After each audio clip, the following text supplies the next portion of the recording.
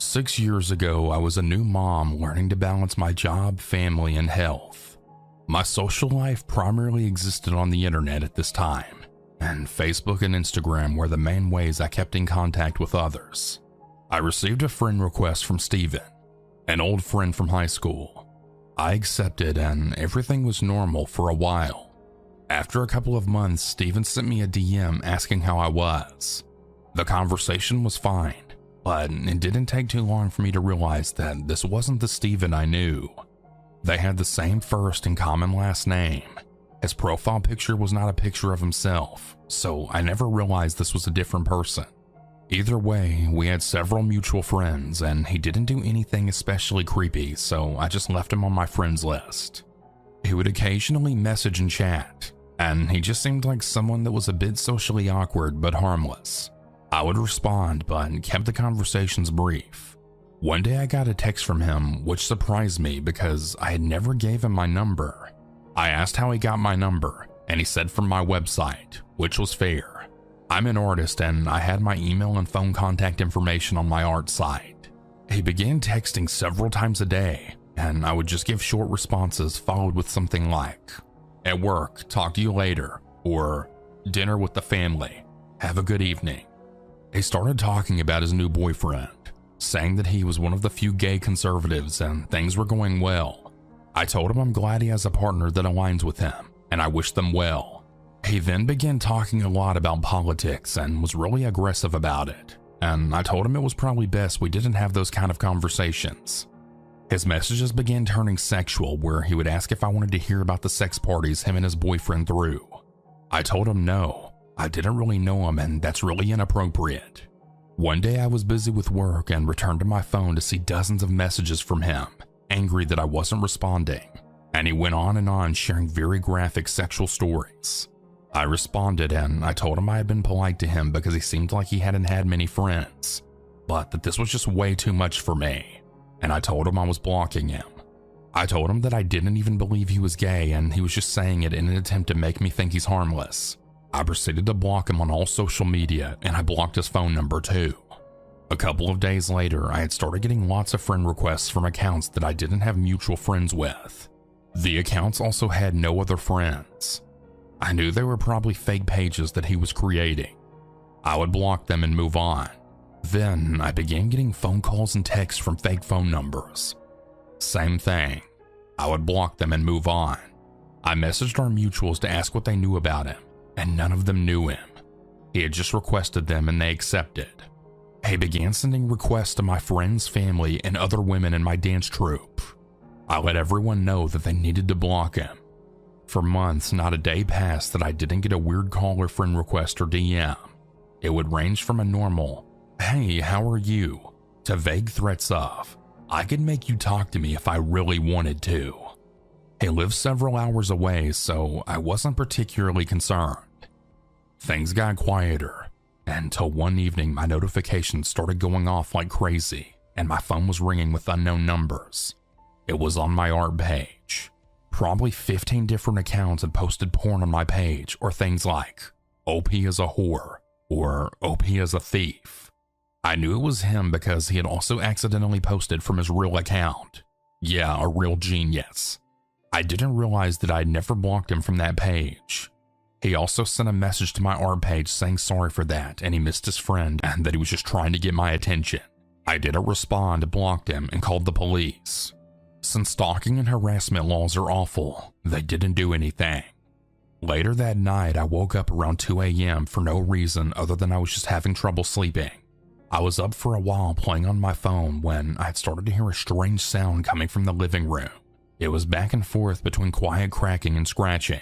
At the time, we lived in a large ranch house, and the living room was at the other end of a long hall. I got up thinking my cats were into something, or maybe after a mouse. I flipped on the living room light, and the sound stopped. I scanned around looking for my cats, when I noticed an open window.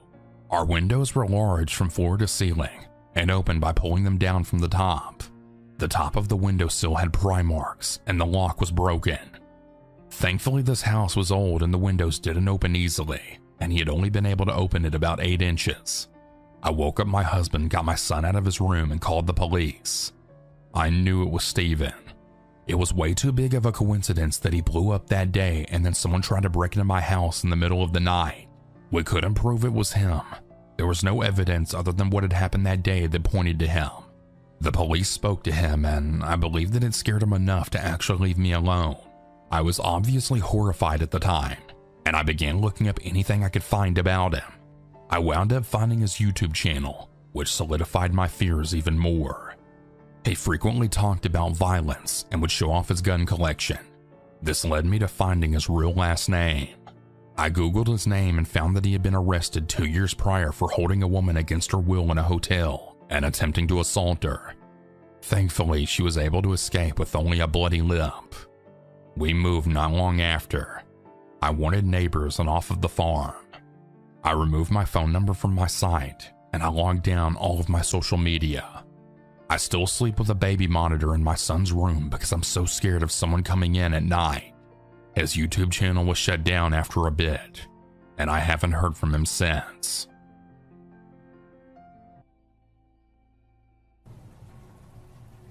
Last year in December, I went to the mall by myself to do a little Christmas shopping.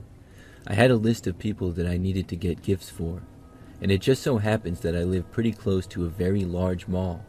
There are several levels in the mall and just about every store that you could ever want there.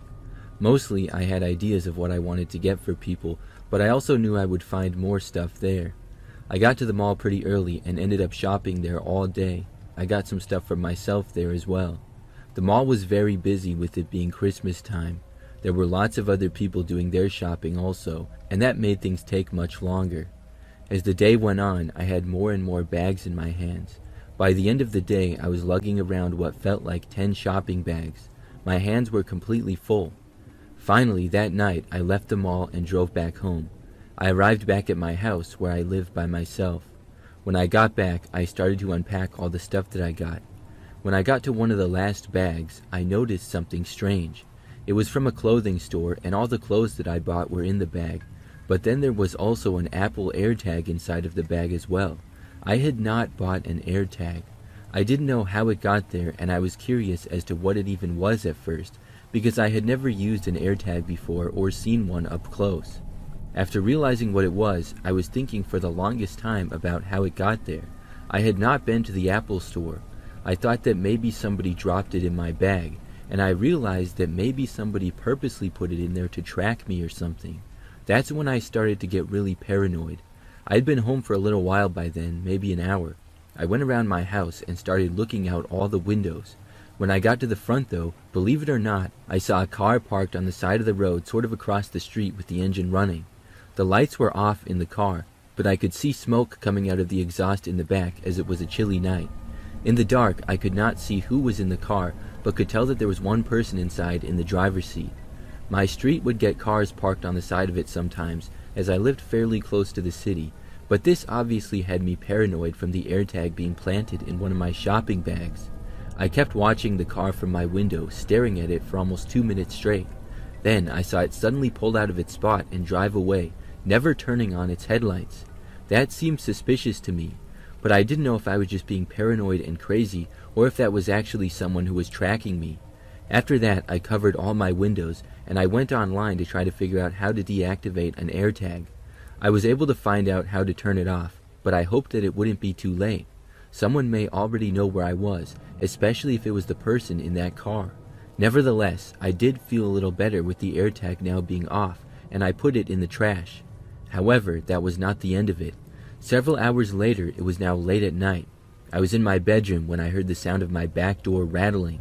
Immediately, I remembered everything. The AirTag, the car parked outside, and I grabbed my cell phone and was ready to hit 911. I carefully emerged from my bedroom. There was still someone at the back door, which meant that they were in my backyard, and I didn't hesitate and called the cops. I told them everything and was told that somebody would be there shortly. About a minute later, I heard a knocking at one of my back windows. I didn't dare to look out of any of the windows though, so I couldn't tell who was there. But then I stopped hearing anything. The next thing I heard was the cops knocking at the front door minutes later. I answered and they looked around, but whoever had been at my place was gone. I was disappointed that they didn't catch them. However, after that night, nothing else weird happened. I'm thinking that whoever tried to enter my house and tracked me from the mall saw the police and decided not to go back. I also think that it was easy for someone to discreetly drop the AirTag in my bag in the mall without me noticing. It still gives me the creeps that it actually happened though.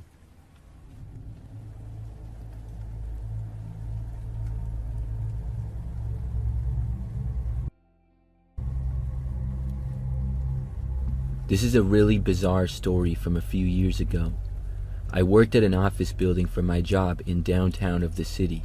I liked my job a lot. It paid well and most of the people working there were good. We had a work Christmas party and gift exchange scheduled for one night. It was going to be at a room on the first floor of the office building. The building I worked in was very nice with many floors, and it had some really good spaces for parties and stuff. So I procrastinated getting a gift for the party and forgot all about it. I got home from work only to realize that the party was that night. I had forgotten about it. I lived in an apartment about 15 minutes from work outside of the city. Realizing that I had to go to the party, I left early and then stopped at Target to get a gift. I walked around the store for a while having no idea what to buy. I don't even remember what I ended up getting, something like a JBL speaker or something. This was not a cheap gift exchange where the gifts were actually supposed to be decently nice. I think it was $50 minimum or something like that. So I was inside of Target doing the shopping for like 20 minutes. I walked all around the store, I remember. When I was there, it seemed fine, not that busy or anything. I left, went to my car, and drove back to work. By this time, I parked on the side of the street in the city because it was free at that hour and there were open spaces. I could park in a garage for work, but it took longer and I was lazy and saw a spot on the street that was open. I then walked inside and went into the party. There was everyone from our department at work and a few other people as well. Overall, there was probably about 30 people there. I obviously knew some of the people better than others, but I knew pretty much everyone there. However, not long into being there, I noticed that there was a woman sitting on a couch in the corner. She was kind of by herself and not talking to anyone, but I noticed that she was on her phone. I didn't know who she was and had never seen her at work or anything. I didn't think much of it other than slightly wondering who she was, but I do remember noticing her looking at me a couple of times, but she never got up from the couch or talked to anyone. I was mostly just talking to the people from my office who I interacted with the most. We were getting ready to do the gift exchange, some type of random thing where you don't know who gets your gift. Anyways, when I went to get some more fruit punch, the one mysterious woman approached me. She came up to me and said hi. I said hi to her and introduced myself. This woman seemed odd right away. She told me that she did not work there. She said that she had to admit that she saw me at Target and followed me there. I was speechless. Really, I was wondering if she was joking or if this is really what happened. I don't even remember what I said. She laughed and acted like that was not creepy at all to follow someone. She said that she didn't have the courage to talk to me in the store, but didn't want to let me get away. I was thinking, okay, does this woman think I'm attractive or something? This isn't some Hallmark movie. It's kind of weird to follow someone that far. I didn't say that, but that's what I was thinking. She started asking me questions, like if this was where I worked, and she said that it looked really fancy. Now, this woman was decently attractive, and if I had met her in a normal setting, I might have wanted to go out with her, and I was single as well. However, it was just a big turnoff to me that she followed me like that. Plus, the way she was talking didn't seem very genuine. I don't know how else to explain it. But I answered her questions and asked her a couple of basic questions too. I was trying to figure out why this lady would follow me.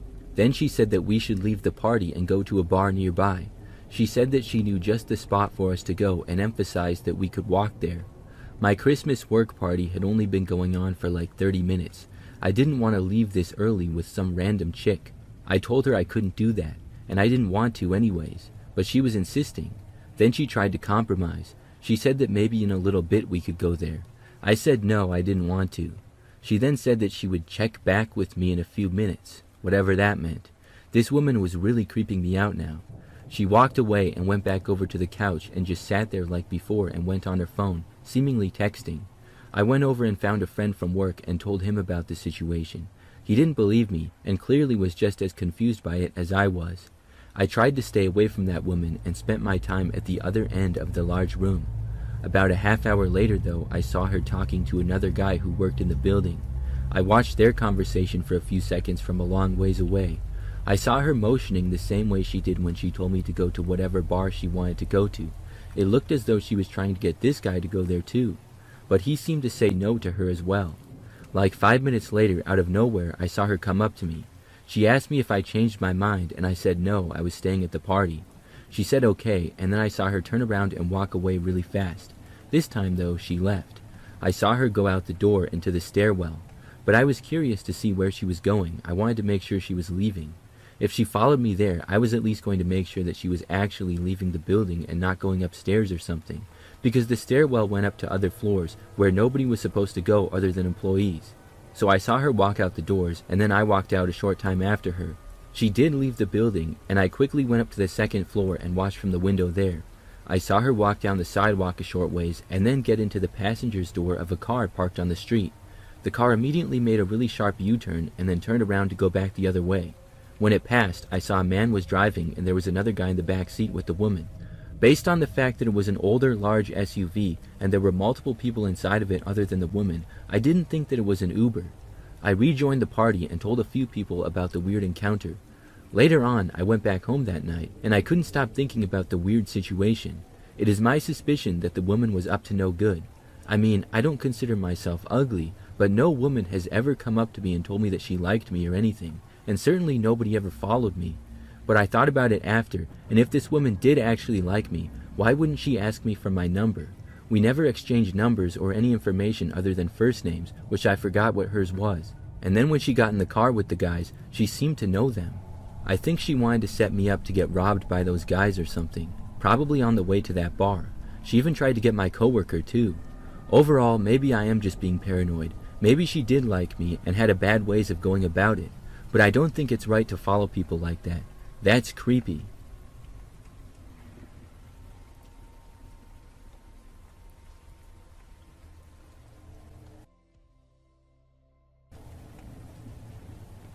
I don't use food delivery apps much, but every now and again I do. Last year, I decided to use one because I had a gift card that I somehow got of a few bucks to use on delivery. Like I said, I rarely use the apps, so I didn't really know 100% what I was doing. It had been years since I had used one before. It's easy enough to use the apps, but I didn't know where the delivery driver would go, if they would knock on the door or just leave the food there or what. Plus, I didn't know how much of a tip I was supposed to leave either. I live by myself in a house that I'm renting. The neighborhood is pretty average. I made the order and the app said that somebody was on the way. A while later there was a knock on the front door and I went over to answer it. When I got there though, I saw a man walking away down my driveway and get back into a car. He drove away and the food was left on my front step and I picked it up and brought it inside. Then I left a tip on the app that I thought was reasonable. The total price of the food was like $15 and I left a $5 tip. I thought that it was fine. Apparently this was not good enough though. About 10 minutes later, there was a loud knock at my front door. It was aggressive and it made me wonder what was going on. When I walked over to the door, I saw the same guy who had made the delivery was there. I opened the door and he angrily told me that I was cheap and I left an awful tip. He was a lot more mad than I would expect. I told him that I thought it was reasonable. He got even more angry and said that it was a slap in the face. He was rambling on and on about how he drove all that way and he needs to make money to pay rent and stuff. I told him I didn't mean to leave a bad tip, I just never used DoorDash, and I didn't know if that was good or bad. The guy cut me off saying that he didn't want to hear my sorry excuses. I offered to give him more money as a tip, but the guy said no, we were way past that now. He said if I wanted to make things right, I had to give him at least $50. I told him no way. He was cursing and rambling on, and I didn't want to deal with him anymore. I had tried to be reasonable, but he was not. I told him to leave me alone, and I went back inside and slammed the door. The guy went after me, and I quickly locked it. He started banging on my door again, and then trying to open it. I went around and made sure that every door was locked, and then I covered every window. The man was at the front door for a few minutes, and then moved to the back. He went to my back door, and then went to multiple windows. I couldn't take it anymore, and I called the cops. The man continued periodically going from one window to a door to another. Then he would move again. He was banging on everything. About 10 minutes later, the cops got there. They talked to the man as well as to me. The guy was complaining to them about the tip and stuff, but I hadn't done anything wrong. Eventually, they got him to leave. I was mad that he didn't seem to get in any trouble. I told the police how the guy was trying to enter my house and was in the backyard and stuff. Apparently they told the guy if he came back he could be arrested, so basically he just got a warning. He was gone though, so I was happy about that at least. Then I moved on and the cops left. However, that wasn't the end of it. About an hour later, the man returned. I heard a loud knock at my door again and looked out of a window to see the guy. He was angrily banging on the front door and trying to open it again. I didn't hesitate and I called the cops telling them that the man was back. Unfortunately, the man didn't stay long this time. He was at the door for only like 5 minutes before leaving. He was gone when the cops got there. They told me that if he came back again to call, and thankfully he didn't return after that.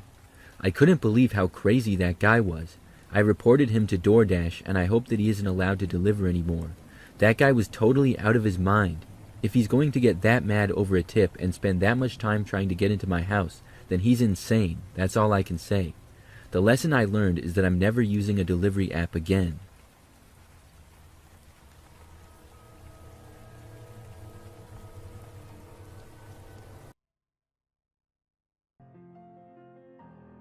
Let me start off with the story and say that males have stalkers too.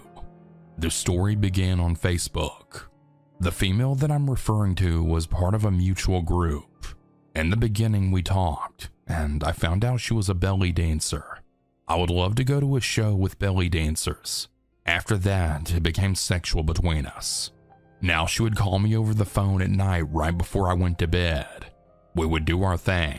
She would tell me that she lived in a huge house that her late husband and her built together. She then started with that she had to get in shape because she was in her early 40s. I told her that I wanted to have kids, so she had started to say she'd love to have kids with me. Now, we haven't even met in person. Then came the I love yous at the end of our nightly calls. This was weird because at the time I was in my late 30s and I was really struggling with self-confidence. As I'm writing this story, my confidence has gotten so much better. The next thing I know is she wants to meet in person after a popular sports team that we both liked. In fact, she said, "Let's get 2 bedrooms, one to f*** in and one to sleep in." First of all, I would never meet someone at a hotel until I met them in person. So I went on a vacation with my family and took a female friend who was younger than me. I was attracted to her, and my stalker asked me before I went on vacation whether or not if we were sleeping in separate beds. On the first night we did, but for the rest of the vacation we slept in the same bed, but we never had sex. When I got back from my vacation, the female friend that I had went with, we decided to date. My stalker got pissed and said that she would kill her. She also stated that she would tell her about our nightly calls. I told her to go ahead because that had happened before we started dating. Supposedly her brother called me and told me that his sister loved me and really wanted to be with me. I didn't want to be with her though because I thought she was a little crazy. To end the story, she called me when I got off work and yelled at me that I was an asshole and that I deserved to never be in love again. She was crazy, and I hope to never interact with her ever again.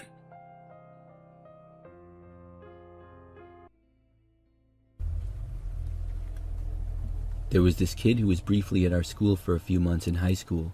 I will call him Tommy for the story. I come from a town where the people you went to school with together in kindergarten were the same kids you graduated high school with. Tommy moved to our school about halfway through our freshman year of high school. When new kids came to our school, everybody flocked to them. The first time he and I had a class together, I remember the teacher asking him if he had his books yet. He responded with, "My wife never confirmed my school schedule with the front office." I remember everybody thought it was funny. You're 14 years old and you have a wife. He was clearly trying to be funny and get a laugh from the class and the teacher. My friends and I were skating after school one day and we saw Tommy. I remember talking with my friends about the joke he said in class, and we all became oddly infatuated with this kid. It took some time, but after about a week of letting him hang out with us, he became one of the boys. One of my buddies asked if we could go to sleep at his house on Friday night, since we would do sleepovers often with each other on the weekends. He looked shocked when we asked, but the next day at school, he did say it was okay after asking his parents. My buddies and I rode our bikes to where he lived, with clothes for the night and our skateboards strapped to our bags. We met his family, who at face value seemed completely fine. Then things got a little weird. First, his dad had a huge weapons collection. At the time, I thought it was awesome. He even took us out into a field by a canal to shoot some of his assault rifles. Next, we met Tommy's wife. Turns out he wasn't trying to be funny in class, and she was real. She was also 26, and the whole wife situation with the 14-year-old boy was definitely strange to say the least, but we didn't intrude or ask a ton of questions. They would like to hold hands. At the time, we thought this was awesome. It was like dating a senior when you're a freshman. Things kind of got to a new level of weird though when Tommy's dad had his arm around Tommy's mom, and his arm was around another girl that couldn't have been terribly older than we were at the time. Apparently, they were both his wives. We then spent about 2 hours praying with the family in the living room. I was raised Catholic, but couldn't determine which religion they were practicing. Once we finished with that, we went outside to start skateboarding. After a few minutes, his dad came outside and ordered us to get into the house. Tommy's mother then had us stand in a line outside of the bathroom to take a bath. I don't know why we agreed to the bath, but we took a bath one at a time, and I remember we were not allowed to drain the water from the tub. I was the last one to bathe, unfortunately. Also, all the mirrors in the house were covered with bed sheets. I don't know the significance of this, but to me it makes more sense not to have mirrors at that point. We were told to go to bed even though the sun wasn't even down yet. Tommy went to bed with his wife. The three of us that remained just laid there in one single queen-size bed and talked about how much fun we weren't having. The final straw for the night was when we heard Tommy's parents in the other room. It was almost 11 p.m. and we decided to just get on our bikes and leave. It was dark out and we had to ride through some bad neighborhoods, but we made it safely to a buddy's house. Tommy was pulled out of school about a week later and we never saw him again. I don't know what that family was into.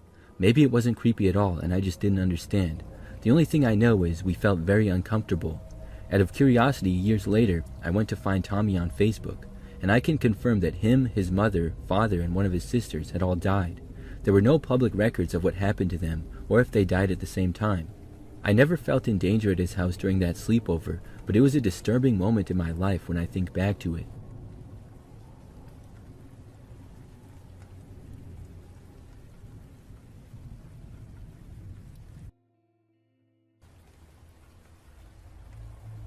Last year, I was looking to buy a new car. I knew that I wanted to buy one used because I didn't want to make car payments. I just wanted to buy a sort of old one with cash. This can be a risk, but my dad has taught me a lot about cars over the years. I'm able to drive one and look at it, and I can usually tell overall if it's alright or not. If I'm serious about buying it, I will take it to a local mechanic and they can confirm that the car has nothing wrong with it. So I looked on a few websites and I did some Google searches. I was just looking for something like a Toyota Camry or any decent sedan. Maybe something 10 years old with not a crazy amount of miles. Soon my searches took me to Facebook Marketplace. I was looking at cars there, and I came across a listing that caught my attention. It was a 2015 Camry that had 88,000 miles on it. The photos were kind of bad quality, and they appeared to be taken at night. There also wasn't that much information on the car. However, it did make a point to say that it ran great and needed no work. I decided that it was worth looking at, and if I liked it, possibly buying. I contacted the seller, a man named John. He responded to me saying that the car was still available. I asked him if I would be able to look at it, and he said yes. I suggested a date and time, and at first he agreed to it. It was the following evening at 5:30 p.m. That way I could go on my way home from work. I asked where we would meet, and the guy said his house. However, he didn't give me his address right away. Overall, in our conversations of texting on Facebook, he wasn't the best communicator, but he did agree to his house at 5:30 the following day. When I was almost done with work the next day, I texted him to confirm. The guy said that he was working late and that he was going to have to push the time back a bit. I said fine, no problem. He then said 7 o'clock. I said okay to that and went home after work, awaiting the man to text me again. Then at 7, he rescheduled again to 8. Then at 8, changed it to 9. I was getting annoyed, and it was getting late. Finally, at 8:30, he texted me an address and said that I could go there. I didn't know why he kept pushing the time back. I thought maybe he was working late or maybe something else, but I didn't ask. So I drove to the house, which was a ways away. It was this really quiet neighborhood that had tons of small houses in it. The area seemed kind of creepy. I mean, the houses were all beat up looking. I parked and saw the house number to confirm the address. The house looked pretty average for the neighborhood. There was a driveway, but no cars in it at all. So I assumed the car that I was looking at must be in the garage or something. I texted that I was there, and John responded saying to come to the door and ring the doorbell. That seemed strange because obviously the car was not inside the house. Still, I did what he said. I left my car, walked up to the front step, and rang the doorbell. Not long after ringing, the door opened, but nobody was there. It was like whoever opened the door quickly moved away. I looked inside, and it was pitch dark. All the lights appeared to be off, and I did not see or hear anyone. I stood there just looking around. About 30 seconds later, I heard a man's voice yell from somewhere deep inside the house and to the left. He said, "Come in." I said, "I'm just here to look at the car." He said, "I know, come in." I was feeling pretty sketched out in this moment. I said, "Actually, I think I'll just wait outside for you." I didn't know why I would have to go inside his house to look at the car. Again, there's no way that he had that car inside the house with him, so I'm not going in there. And it looked suspicious as can be. But the guy yelled at me again to come in. At that point, I did walk in, but just a step. It was really just so I could look around more. The guy was not in sight. But then again, I really could not see anything in there at all other than a few feet in front of me. It was just too dark. All the lights were out. I stood there for a minute or so, looking around, and it was quiet. Then the man angrily yelled at me to come in. It really creeped me out. It was much louder than he had yelled at me before, and much more angry. I instantly turned around, walked out of the house, and left. I drove home and then blocked the guy on Facebook. I didn't go back on there and instead got a car on Craigslist. I'm not sure why the guy wanted me to enter the house so bad, but I think it was a trap. Maybe he wanted to rob me or kidnap me. And I never saw the car there. I'm glad that I left when I did.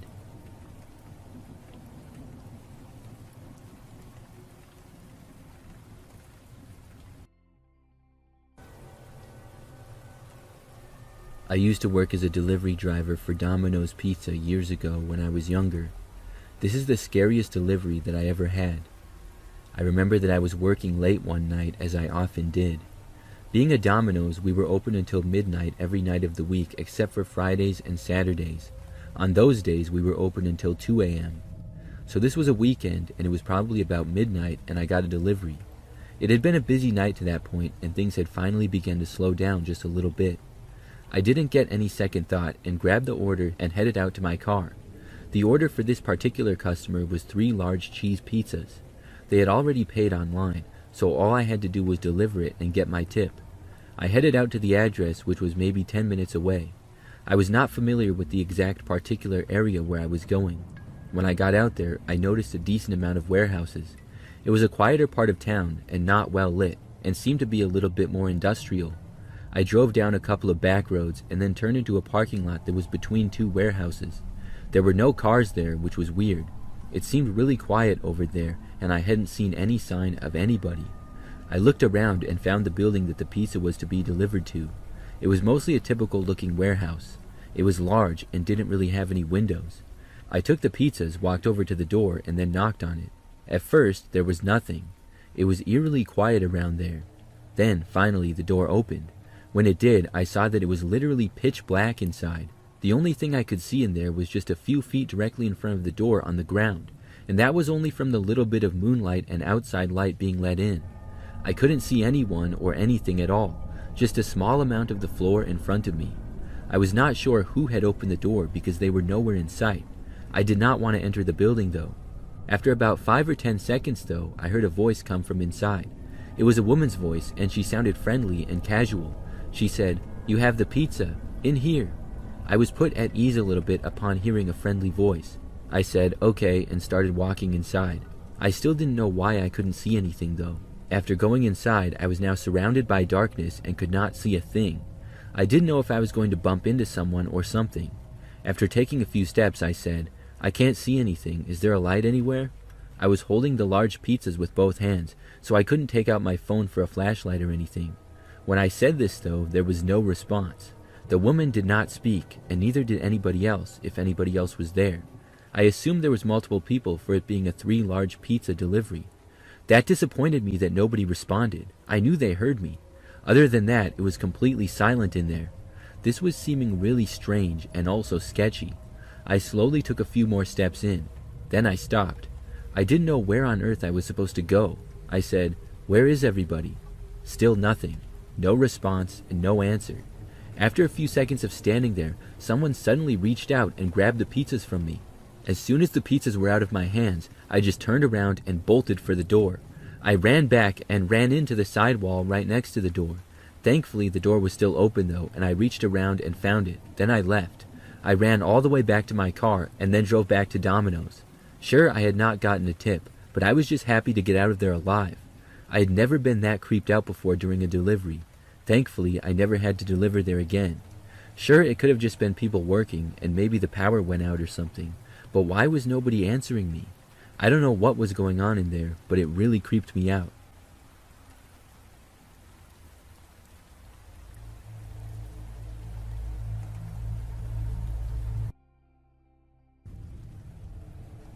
This happened to me as a 12-year-old girl when I had a sleepover at my cousin's house.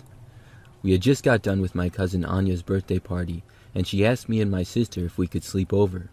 My parents agreed since it was Anya's birthday and said that we could. Excited, we packed our stuff and got dressed for the fun we were going to have. But little did we know, our fun was only going to last a couple of hours. We sat on the couch eating the rest of Anya's birthday cake while we watched TV. Her parents were going to their grandma's to get Anya's present that they didn't have a chance to give her. At the time, it was about 8 p.m., and it started to get dark out. We were watching a cartoon when we heard a knock at the door. We looked at each other to see who would get up and check. My sister finally got up and looked out the window. She told us that there was somebody on the porch.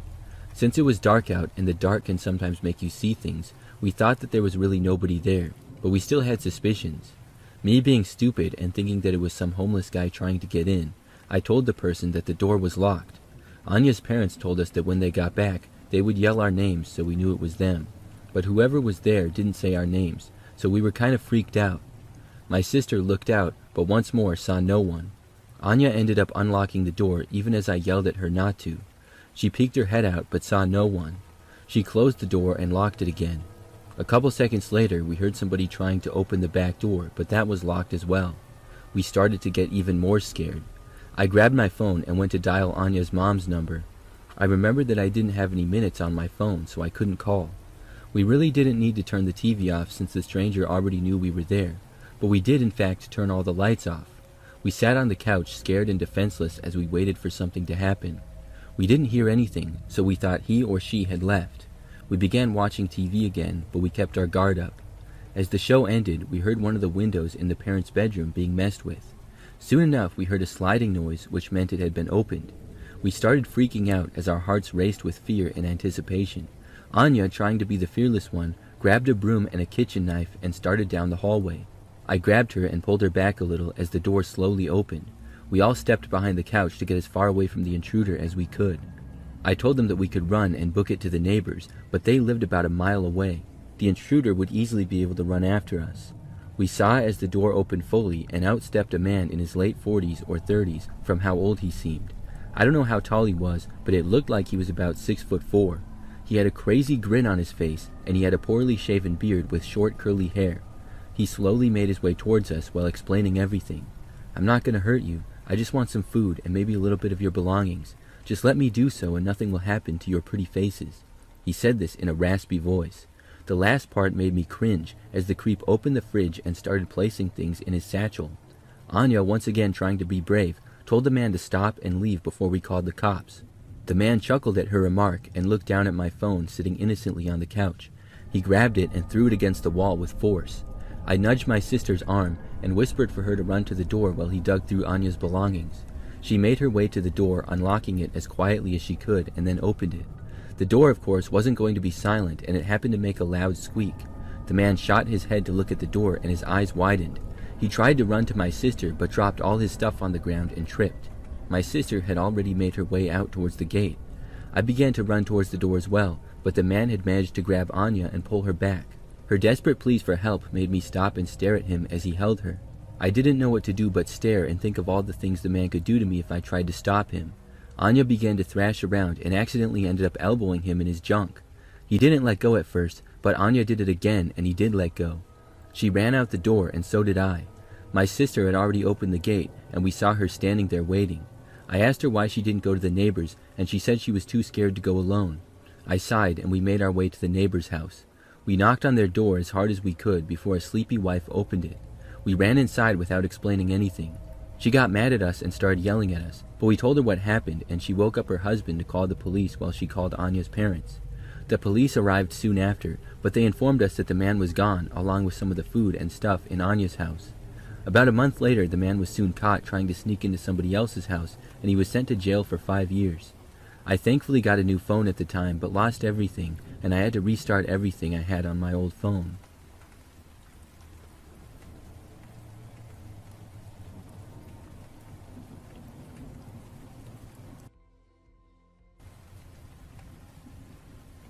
A while back, I was selling a bunch of electronics on Facebook Marketplace. I'm not a dealer or professional seller or anything like that. It was more of a situation where I was just going through all my electronics and I was planning on moving soon. I had never gotten rid of anything really, and there was a bunch of stuff that I didn't use, so I decided to sell it all at once. I was selling a couple of Apple laptops, 2 TVs, an old cell phone, as well as some speakers and a couple of other small things. If everything sold, I would make a couple $1,000. I listed everything at pretty reasonable prices. Well, literally the next day, I got a couple of messages. The first one was from this one woman. She told me that she wanted to buy one of the laptops. I told her that was fine and gave her my address. I said she could come by the next afternoon if she wanted to, and she agreed. So I lived by myself in a house that I was renting at the time. It was kind of small, but like I said, I was going to be moving pretty soon into something a little nicer.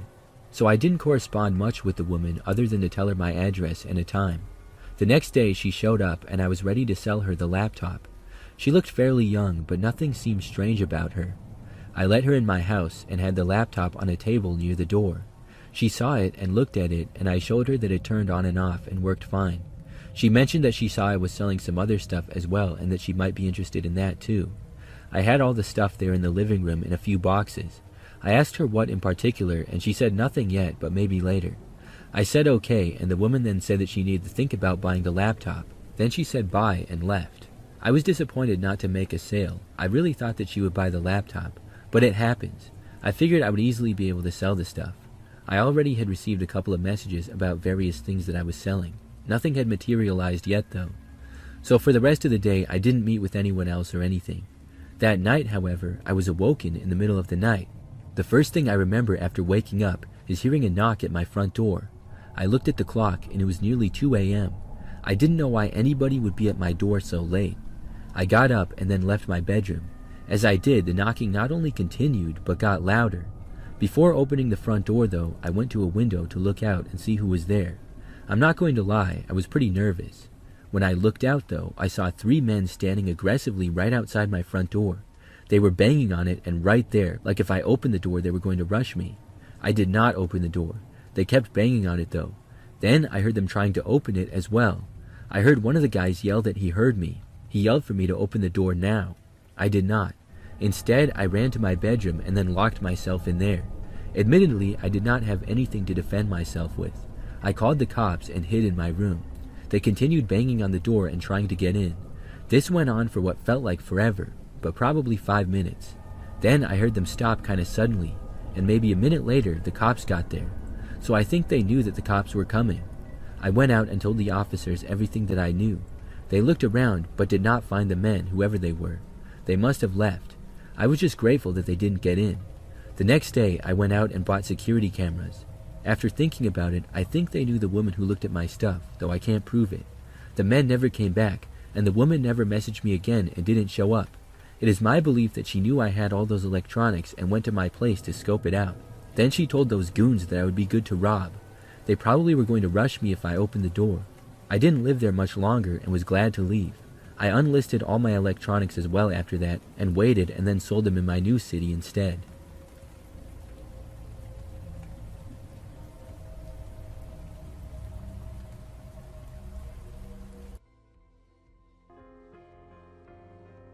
I've always been an anime girl.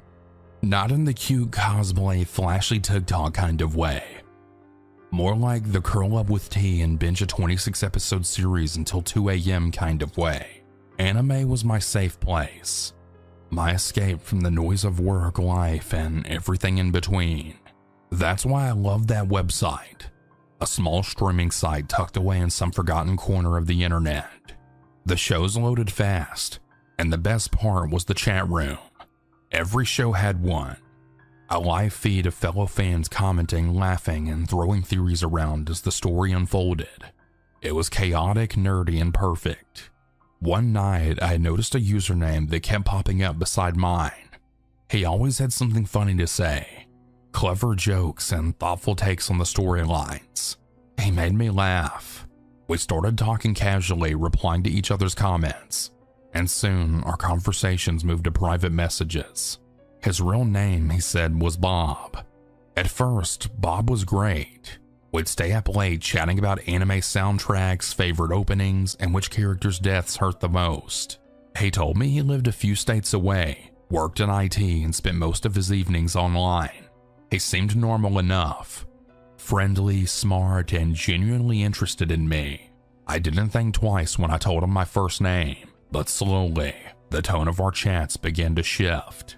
He started asking personal questions, not the innocent, "What other shows do you like?" kind, but things like where I lived, what time I got home, and what kind of phone I used. When I dodged his questions, he'd laugh it off. "I'm just curious," he'd say. "It's not like I'm stalking you or anything." But his messages started showing up everywhere I went. No matter what show I watched, there he was in the chat, like he was waiting for me. Then one night, I saw a message that made my stomach drop. "You always watch around this time, huh? Bet your living room light's off right now like usual." My hands froze on the keyboard. How would he know that? Maybe it was just a guess. Maybe. I stopped responding after that, but he didn't stop messaging. His tone got darker. He said I was just ignoring him, that I was different now. He sent long paragraphs, guilt trips disguised as concern. He told me he felt connected to me, like I was the only one who understood. It wasn't sweet anymore. It was scary. When I finally told him to back off, he snapped. He said that he already knew my IP address and that running wouldn't matter. I didn't even understand what that meant, but it terrified me. That night, I blocked him everywhere. I also deleted my account on the streaming site. For days, I couldn't even bring myself to open up my laptop. Every little sound, every notification made me jump. I had started researching how people could trace others online. It was horrifying. The things you can find out from just an IP address, the way some people hide behind screens like masks. That's when I decided to protect myself. I downloaded a VPN, something I'd only vaguely heard of before, and I set it to connect automatically every time I went online. It felt like a locking door I hadn't realized was wide open. I even changed all my passwords, enabled two-factor authentication, and scrubbed my old usernames from the web. It took weeks, but eventually the fear began to fade. Bob never contacted me again. I don't know if he gave up or if the block and VPN actually kept him out, and I don't really want to know. It's been over a year now. I still watch anime, of course I do, but I'm a lot smarter about how I do it now. I use legitimate websites, avoid random chat rooms, and I never share personal details, not even small ones. Sometimes people in online fandoms talk about creepy encounters, and I always tell them the same thing. Protect yourself, get a VPN, and use strong passwords. Never assume someone online is who they say they are, because the truth is, you never really know who's on the other side of that screen. Bob taught me that. I wish he hadn't, but at least now I know better. And maybe in some strange way, that's its own kind of happy ending.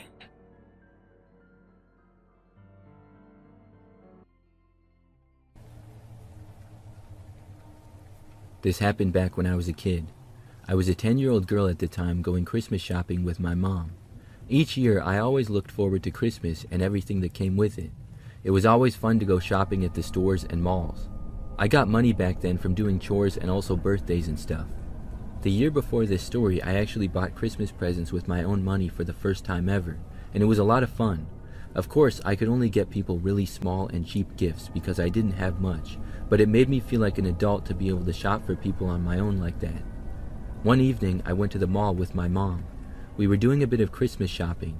My dad was at basketball practice with my brother, so I brought all my money and was planning to get presents for everyone. We went to the local mall, which was pretty large and had a bunch of different stores. My mom and I shopped around the mall a little, and then we decided to split up for an hour. We had done this the previous year, and it went fine. I felt old enough to navigate the mall by myself and never felt in any danger. I knew not to talk to strangers and stuff, and overall we lived in a city that was pretty safe generally. The mall was really busy on this night, and when we split up, I went off to find a gift for my mom. I remember that I went to a couple of stores. However, I sensed a suspicious man. This was because when I was at a store, he came up to me out of nowhere. The guy must have seen that I was by myself, and I remember he asked me if I was shopping alone. I said yes, not really thinking it through, because in the moment I was. He didn't say anything else though, he just kind of walked away. But as I went around the store looking at stuff, I didn't pay attention to the guy. However, I did notice I walked past him when I left, and when I turned the corner, I saw him leaving too. It didn't raise my suspicions until I walked into another store and he was there as well. This was another small store, the kind you see lots of in malls that sell little things. As I shopped, I looked around and the guy was standing in the same place like the entire time. I didn't get anything there either and left. Once more, the man left a little time after me. By now, I was getting kind of worried. I thought about going back to find my mom right then and there, but we had agreed on a spot to meet in an hour and it had only been like 20 minutes. Plus, I didn't have a cell phone. This was way back in the day, and the only thing I had was a watch that told the time. I went to yet another store and tried to forget about the guy. I actually got something there and didn't see the man inside, but once more, when I left, I noticed him walking a ways back. By now, I knew that he was following me and I was extremely nervous. I started to walk down a random mall hallway to try to get away from him. I was walking fast and trying to blend in with the crowd of people, but it didn't work. After walking for a long ways, I kind of turned around and saw the guy still only like 20 feet behind me. Now, there were a lot of things that I could have done or should have done looking back, but in the moment I got scared and I panicked. I kept walking forward and was approaching some mall doors leading to outside. For some reason, I left the mall. I'm not sure if I thought the man wouldn't leave or if I was even thinking at all. This only made things more dangerous for me, but like I said, I panicked. I walked outside and then began to walk in the parking lot. It was dark outside and not nearly as many people around. A short time after I left, the man walked out the mall as well. I walked through the parking lot in between cars trying to lose the guy. Then I left the parking lot and walked onto a sidewalk next to a busy street. For a moment I thought that I had lost the man, but then I looked back and saw him again. I walked down that sidewalk and then crossed the busy street at a crosswalk. I walked across, which led to another shopping area that had a grocery store and a few other stores as well. I walked all the way to the grocery store, and when I was in the parking lot, the man was still there. Then I went inside. Now I was in some random grocery store across the street from the mall. I remember randomly walking around the aisles there for a while, but that's when I realized that I wasn't seeing the man anymore. I had finally lost him. That, or he just decided to stop following me for some reason. At that point, I decided to walk back to the mall. I went the entire way back and surprisingly did not see the guy at all. I got back to the mall just in time to go back and meet my mom at the agreed time and spot. When I got there, I told her about the guy. She ended up finding a security guard and then calling the cops. But the man was long gone by then. I don't think he was ever found. I wasn't able to shop by myself for a while after that, and I didn't want to either. I'm really glad that I was able to go to another busy store and that the man stopped following me. Looking back, I would do it differently though. I should not have left the mall, but I should have found a security guard or something like that, which I never thought to do in the moment.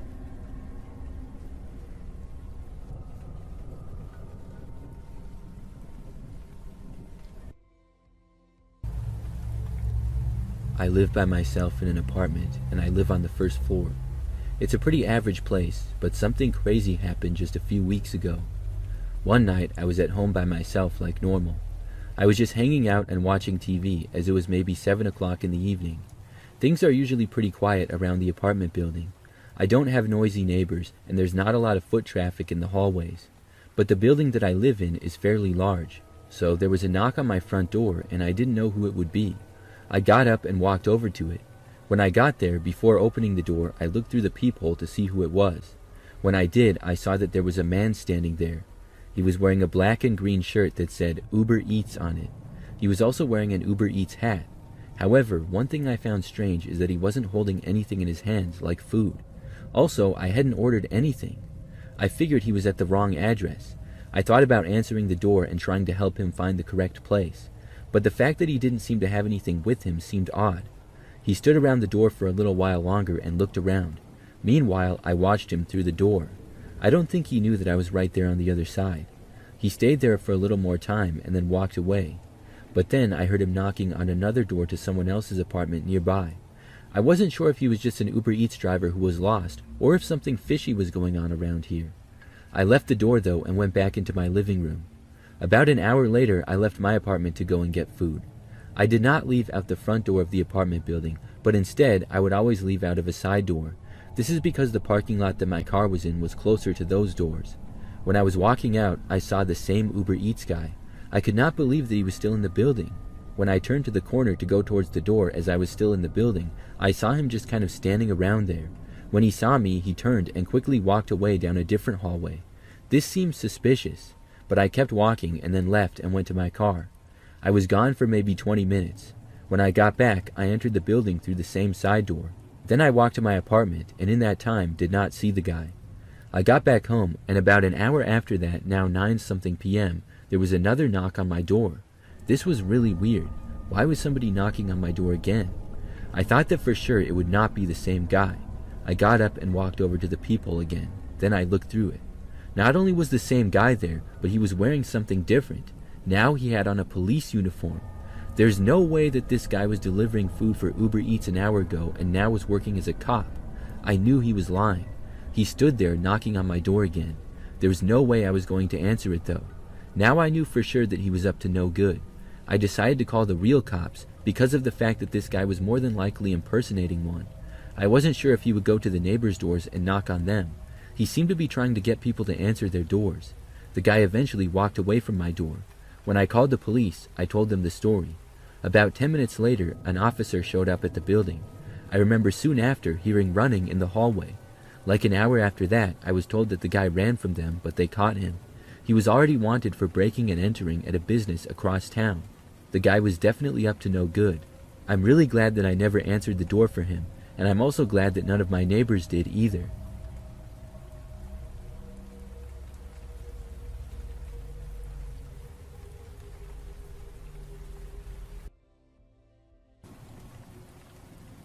In 2015, I had a best friend who I will call Jersey. When I first began staying at her house for sleepovers, I was told by her and her older sister that their room had some weird things happening for a while. They each had a single bed parallel to each other which was separated by a lamp. The lamp had a large silver base, and from the top were long, thin, and bendy plastic branches that came out with LED lights from the top.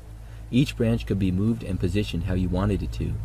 They told me one night that the branches would sometimes bend and shake on their own, and the lights would flicker too. There was also a built-in cupboard in the wall, and I was told that it would open and close throughout the night depending on how they left it in. The door to the cupboard was extremely stiff and essentially made a lot of noise when you tried to open or close it, as you would have to push it hard to have it fully shut or open. I had stayed many nights at their house, almost every single weekend, and had witnessed the things occurring multiple times. I had seen the branches of the lamp moving, shaking, and flickering for no reason at all. It wasn't continuous, so it was very odd. I had also witnessed hearing and seeing the cupboard door randomly open on its own, while making loud noises in the process, and slam shut on its own. I had seen this happen even when no windows were open. All these events scared me, but it was one particular sleepover that really freaked me out. It was winter, and me, Jersey, her older sister, and her friend had all decided to have a sleepover. We lit 3 tea light candles and put them on top of the TV, and then spent most of the night just talking, joking, and listening to music. Somehow we ended up speaking about the weird things that had been happening in the room, and we were just messing around and coming up with weird theories. As a joke I said while laughing, I said, "If someone is here, please blow out the middle candle." A few seconds passed, and then the middle candle went out. The 2 candles on either side didn't even flicker or move. We all screamed, and for some reason we all jumped onto the same bed, piling on top of each other. We were all huddled together, arms covering our ears, and we were kind of laughing and crying for a few minutes. No one had the courage to sit up and open their eyes. Eventually, we counted to 3 and all sat up. We checked the window and it was closed as it was winter, so it couldn't have been the wind. We were so freaked out and spoke about it for a while. Eventually, we went to sleep, but it took a very long time. A while after that, my friendship with Jersey ended, so I haven't stayed there since. I still have no logical explanation for this, and I don't know what happened.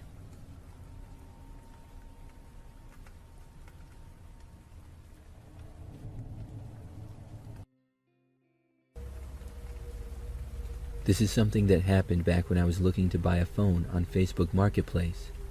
For some background, I was a 21-year-old woman at the time and needed a new cell phone. My iPhone was old, outdated, and also out of storage. It only had 64 gigabytes on it. So I knew that I could get one cheap on Facebook Marketplace, as I didn't have the money to buy a brand new cell phone. I looked around and found one pretty quickly that seemed like a good deal. It was not too good to be true, but still a good price.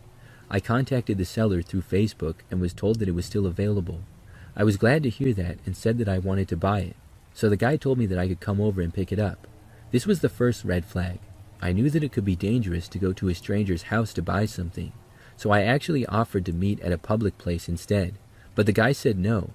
He had an excuse though, saying that his car was broken and he just couldn't get out right now. I didn't want to pry into his personal business and figured that it would not be a big deal, so I said okay. We arranged for a time, which was the following evening. He gave me his address, which I drove to. It was an apartment complex about 15 minutes away. It was really old and crappy, one of the worst apartment buildings I've ever seen, and it was in a bad part of town too. So that was the second red flag. Still, I went on anyways. I let him know that I was there, and he buzzed me in. His apartment was on the 4th floor, and I took the stairs up because the elevator was broken. The whole building looked really bad. I got up to his door and knocked on it. He quickly opened it. He had sort of long, greasy-looking hair. He had big glasses and wore a large t-shirt and shorts.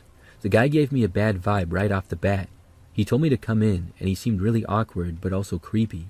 Some guys are just shy, and that's fine, but this guy was just awkward in a creepy way.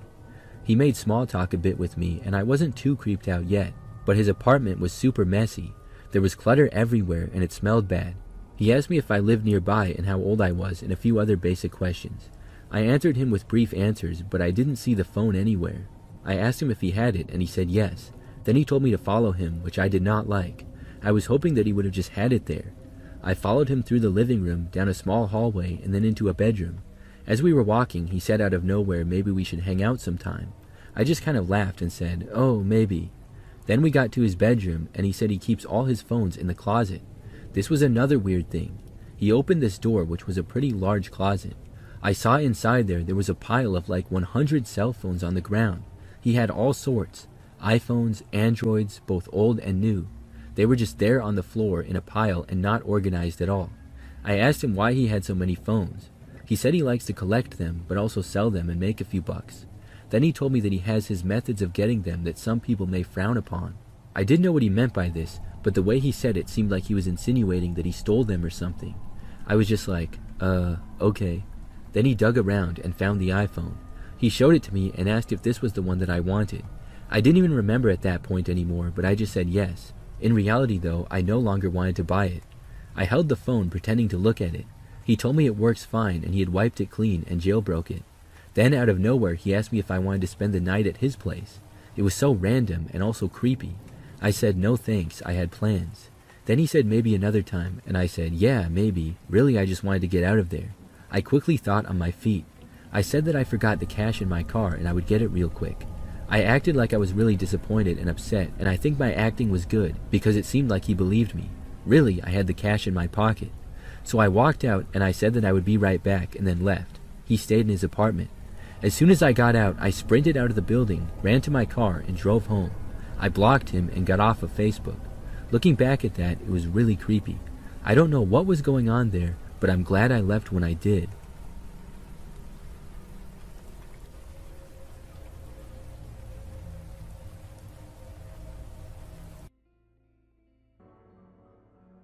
This happened a few years ago. I never really believed that people my age could be dangerous.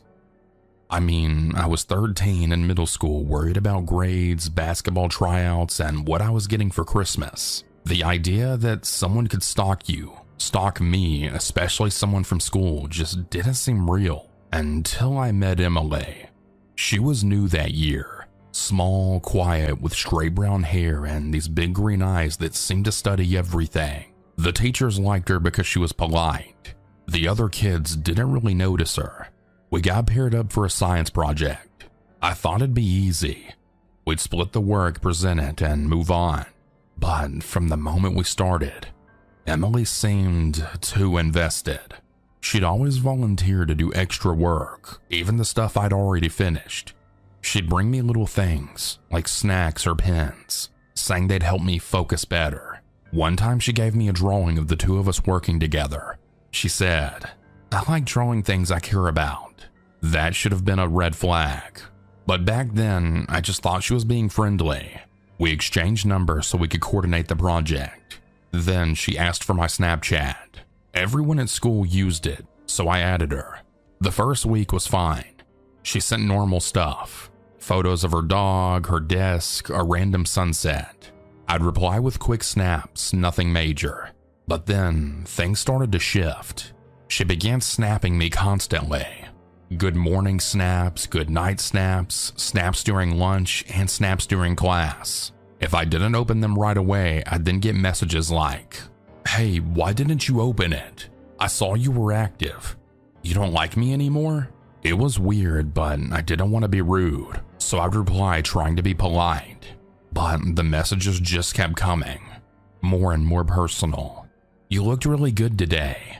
I like your hair like that. I think we'd be perfect together."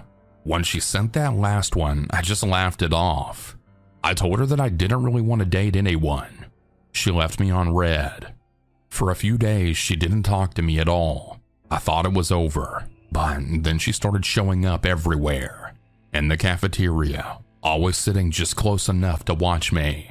After school, waiting by my locker pretending to look at her phone.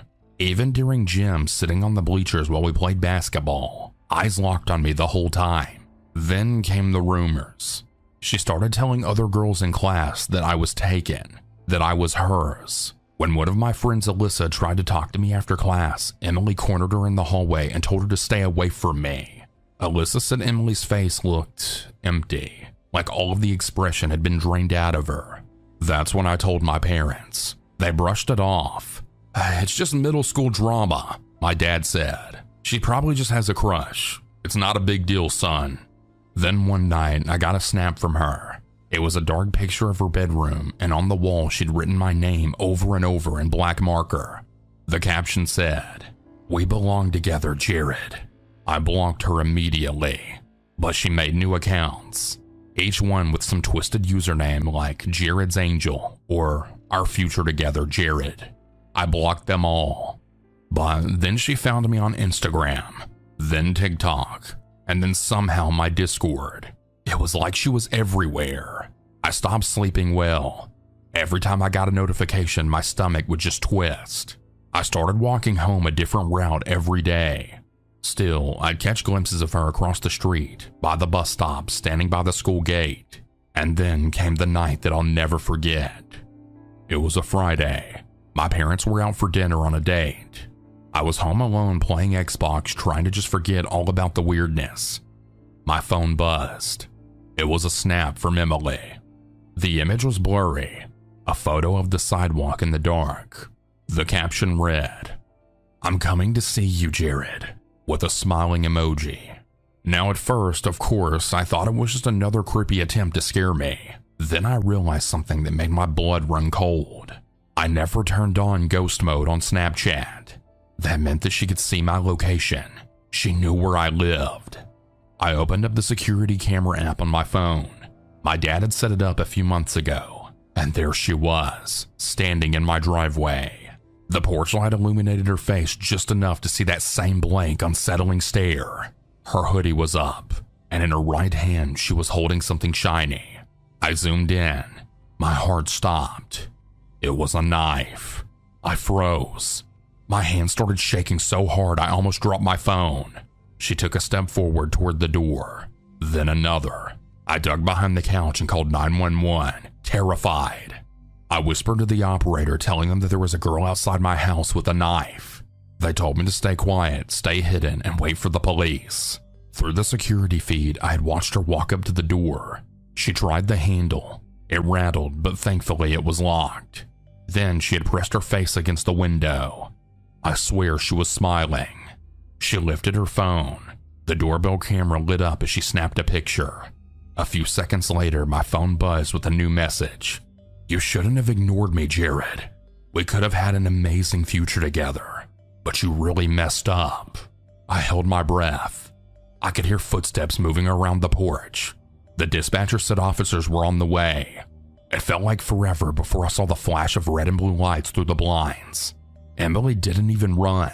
She just stood there when the cops pulled up, still holding the knife loosely at her side. When they ordered her to drop it, she just smiled. That same blank smile I'd seen in class. They took her away. Later on, one of the officers said she had been muttering something over and over. Something about how we were supposed to be together and how he belongs to me. I couldn't sleep for days after that. Every little sound made me jump.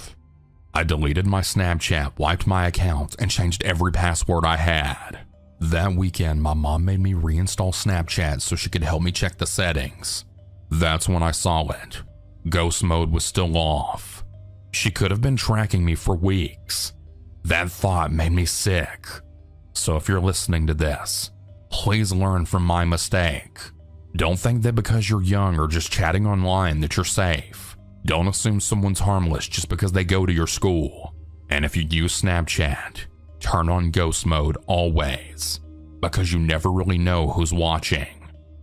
I wish I could say that's all that happened and we're at the end, but not quite. Unfortunately, Emily didn't know how to stay away from me. Let me explain. It's been about 4 years since the night Emily showed up to my house. 4 years since I saw her glowing in the porch light holding that knife like she thought it meant something. I'm 17 now. I'm a junior in high school. Things are mostly normal again. I've moved on, or at least I've tried to.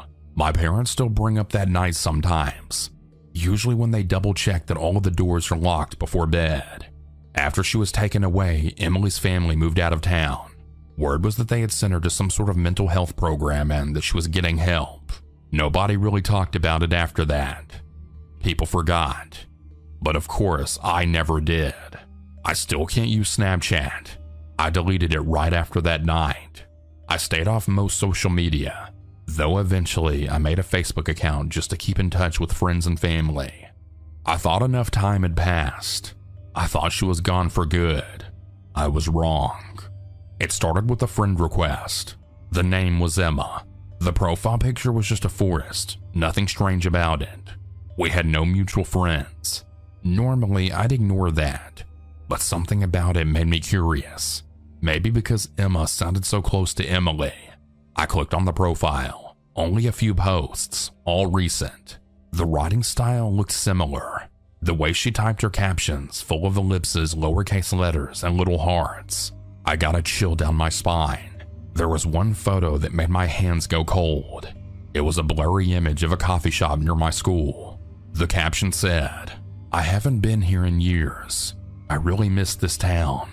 I didn't accept the request. I just stared at the screen for a long time. That night, I got a message. "Hey Jared, it's Emily. Please don't freak out. I just wanted to say sorry." My chest tightened. I didn't reply back. I just blocked the account immediately. Then I went through all of my settings. Private mode, locked messages, everything. A week passed. No messages. I started to breathe a little easier. Maybe it wasn't her.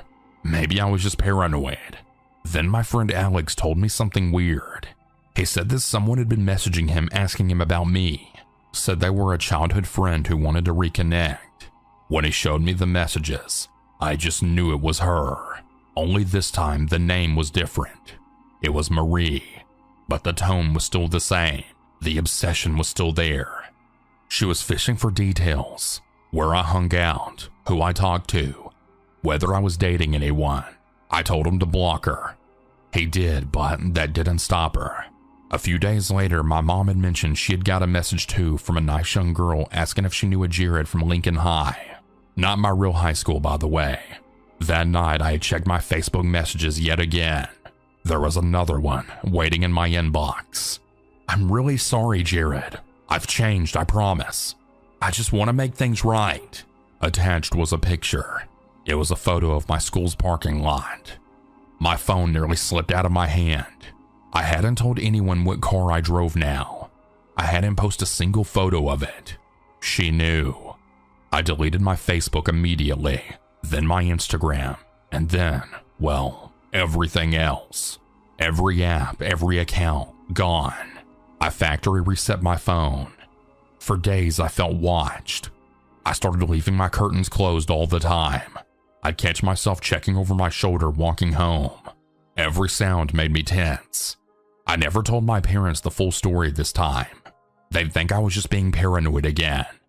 But I know it was her. I could feel it. That same fixation. That same quiet presence crawling its way right back into my life. One night before deleting everything, I looked at her last message again, just one last time. I'll find a way to see you again. You can't stay hidden forever. I blocked her and shut my laptop. I haven't opened a social media app since. I don't post. I don't share. I don't even check my old email. If my friends need me, they text me, and even that feels risky sometimes. I used to think the internet was just a place to hang out, to joke around, and to make friends and play video games. But now, every notification feels like a trap. Every new friend request feels like a threat. What she put me through has really messed up my head. Maybe I'll never know if Emily really changed, or if she really truly went away. But I'm not going to find out. I'm done. Done with the internet. Done with the apps. Done with being found. Maybe when someone like her decides to find you, they always will. My final note. Please be careful to who you connect with online. Even if someone seems kind, curious, or harmless, people can hide anything behind a screen. If you ever get that uneasy feeling, listen to it. And maybe like me, you'll realize that sometimes the safest thing you can do is to just log off for good.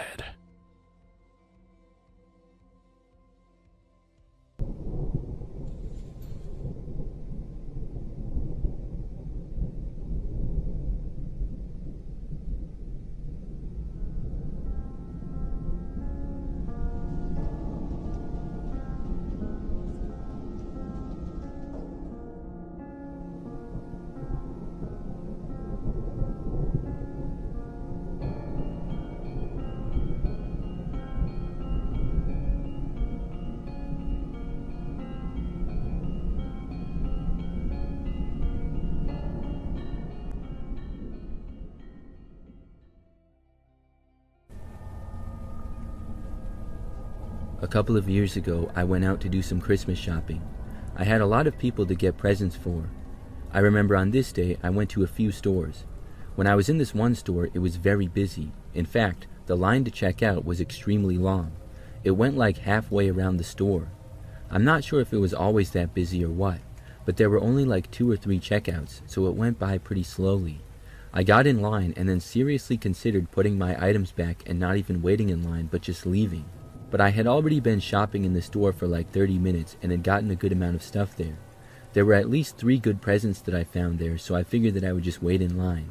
Maybe it would move by quickly is what I was hoping for. So as I stood there waiting in line, I mostly went on my phone, browsing social media and texting friends. Slowly but surely, we inched along. Many people also got in line behind me. After I was in the line for like 15 minutes already and still had a ways to go, I got a text from a number I didn't recognize. It said, "I see you." I found this strange and I instantly texted back asking who it was. There was a chance there was somebody that I knew, and for some reason their contact name didn't show up but just their number. Or maybe it was an old friend who I hadn't texted since I had an old phone. I looked around and did not see anybody who I recognized, but the store was very busy, so I could have missed someone. They texted back pretty quickly saying, "I'm in line with you." This made me realize that they were in fact at the store with me. If it was a random prank, they would not have known that I was in line. I texted back asking again who this was, but they didn't respond. I kept looking around at everyone trying to figure out who was texting me, but I had no idea, and people were starting to give me weird looks because I kept looking around. Eventually, I was close to the front of the line. I got another text then which said, "I can still see you." I had been hoping that it was an old friend or something, but what concerned me was the fact that if it was an actual friend, why wouldn't they respond and say who they were when I asked them? Plus, I didn't see anybody that I recognized. I ignored this text, and soon it was my turn to check out. I did so and then left the store. I went out to my car, which was in the crowded parking lot. When I got there and went inside, I saw that there was another text. This one said, "Are you going home now?" It creeped me out to see that. I felt like if I left, I would be followed, so I didn't want to drive away just yet. I started looking around, wondering who was doing this. They must be able to see me. I didn't really think that I would find out who was texting me, though. I just kept looking around, now scanning the parking lot and the other cars. But then I saw something. A row over, parked sort of across from me, was a car with a guy in the driver's seat, just kind of looking in my direction. I looked away and looked at my phone, but sort of half kept an eye on this guy. I was waiting for him to leave. As long as I sat there, though, he did as well. Soon I became sure that it was him. Then I got another text from the number. It said, "Are you going to leave or what?" I was now even more sure that it was this guy. I was really creeped out, knowing that he would probably follow me, so I quickly got out of my car and then walked back to the store. Just as I was entering, though, I happened to see this strong-looking man and his wife leaving. I had an idea and told them about what happened quickly. Thankfully, they didn't think that I was crazy. I asked the guy to walk over to the one man's car. He didn't have a problem with it and walked right over. However, before he got there, the guy drove away. I was glad that he was gone. Then I went back to my car. When I got inside, I got another text. It said, "Now what did you do that for?" I blocked the number and then drove home. I still don't know who that guy was or how he got my number.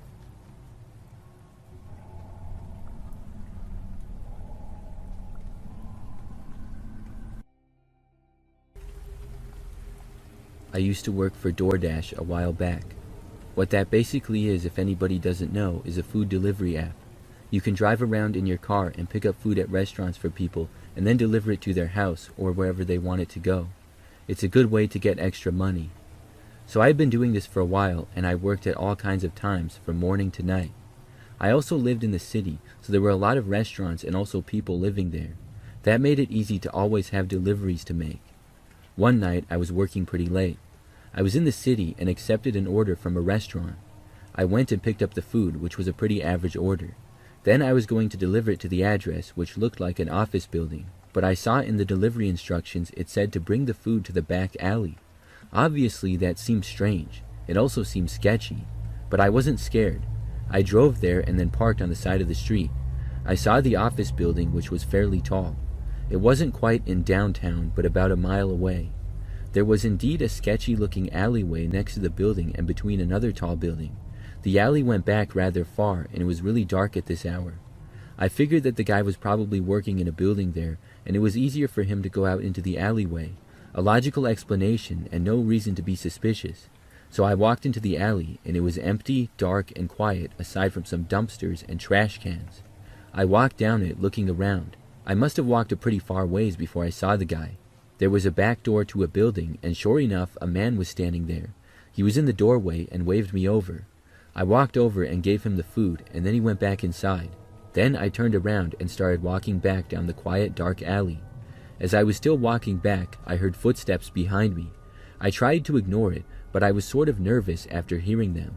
I turned around and looked, thinking maybe the man went back outside, but there was a different guy there now. He was walking directly behind me, but about 50 feet back, and I'm not sure where he had come from. I kept walking, trying to ignore him. However, the farther I walked, the more it seemed like the guy behind me was gaining on me.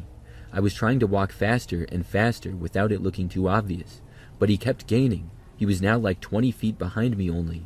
To me, it seemed like there was no denying that he was after me for some reason. The guy had to have practically been running for him to still be gaining ground on me for as fast as I was walking. So then I started running. I began sprinting as fast as I possibly could.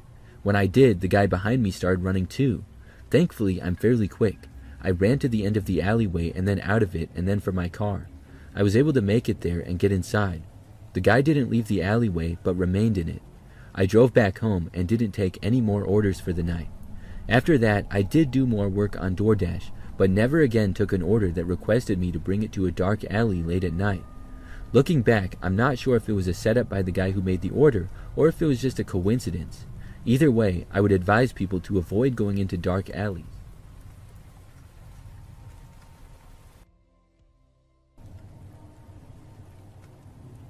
This happened years ago. I'm 21 now, but I was probably around 10 when it happened. It was a Friday night, and I had my friend Emily over. We were sleeping in the living room because that's where the TV was, and we'd been watching movies until late. My parents were asleep in their room down the hall. We had our sleeping bags laid out on the carpet, empty popcorn bowls on the coffee table, and the glow from the streetlights was coming in through the window. At some point in the middle of the night, I woke up. I don't recall why, maybe a noise or just that strange feeling when you know something's off. I rolled over to face the window, and that's when I saw him. There was a man standing outside. He was close, right up against the glass, just watching. The streetlight behind him made his outline clear, I could tell that he was large, and I could see the shape of his shoulders, but that's all I could make out because he was backlit by the streetlight. At first, I thought maybe it was a trick of light or a shadow, but then he moved slightly and I knew he was real. He was standing there staring at us. I froze for a second, trying to understand what I was seeing. Then I screamed loudly. I ran down the hallway yelling at my parents. My dad came running out, half asleep, asking what was wrong. When I told him, he grabbed the phone and went over to the front door, but by the time he opened it, the man was already gone. My dad called the cops and the police came not long after. They looked around the yard, shined their flashlights near the window, and found footprints in the mud by the flower bed. One of them asked my dad if he knew anyone who might want to scare him or our family. My dad just shook his head. They said they patrolled the area for a while and told us to keep the doors locked. A few days later, my dad got a call from a blocked number. He answered it, and whoever was on the other end just breathed into the phone. It happened again a few times within the next several days, but this time the man talked and would curse at my dad over the phone. Eventually, my dad recognized the voice. It was a man he had fired a few months earlier. He let him go for being inappropriate at work, something about comments he'd made to another employee. My dad called the police again, and they told him to keep records of the call. The man kept doing it for a while, always from a blocked number. Finally, my dad was able to get a restraining order because in one of the man's angry phone calls, he let it slip that he had been the one coming to our house at night. He had been staring through our windows at night, waiting for my dad to mess up and leave a door unlocked. Nothing else ever happened after we got the restraining order, but it stuck with me. Even now, I can still picture that dark shape outside the window. I never sleep with curtains open anymore. If I see a light through a crack in the blinds, I can't help but imagine somebody standing there, looking in. It's been over 10 years, but I still check every window in my room before bed.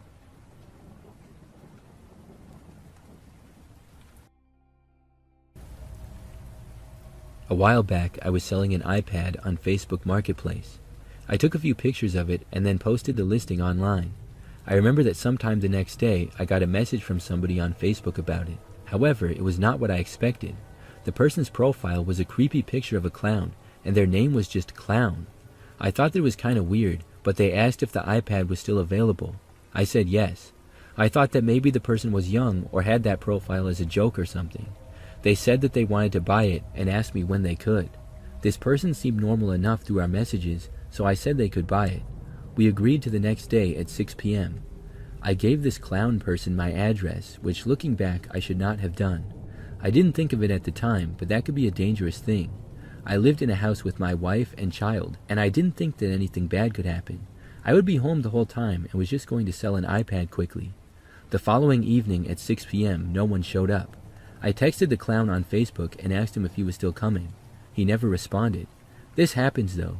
There's people all the time that say they'll buy something and then they never show up. It's rude to make an appointment and not even let me know that you're not going to be there, but still, it happens.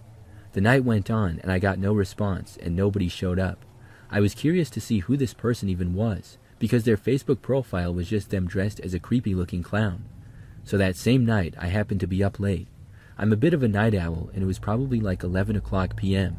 I saw that I got a message on Facebook from the clown. I thought that maybe he was going to say why he didn't come earlier, but instead he said, "I'm here." I was confused. I thought maybe he had been there earlier and the message didn't show up until now for some reason. I texted back saying, "Wait a minute, are you here right now at 11 p.m.? He did not respond. I got up and walked over to the living room. I looked out of a window and saw the clown there. There was this creepy-looking clown just standing in our front yard looking at the house. I looked out of the window and saw him there. There was a creepy-looking clown just standing in our front yard looking at the house. He was just standing there not moving. It was really creepy. I texted the guy again, but he didn't answer. I could see that he was not on his phone. I went over to the door and opened it just a crack. I yelled out to the guy asking why he was here so late. He did not respond. He just stood there staring at me. I told him I wasn't going to sell him the iPad now. I asked him to come back at a normal hour and not dressed as a clown. Still, he said nothing and just kept standing there staring at me. I was too creeped out. Then he started to walk slowly towards me. I quickly shut the door, locked it, and walked away from the door and walked over to the window again. I watched him and he walked up the driveway a bit and then turned around and walked back. He got to the street and then slowly walked away. When he was out of my sight, I went on Facebook and told him not to come back. Thankfully, he didn't. I never saw him again, but I stopped using Facebook Marketplace after that.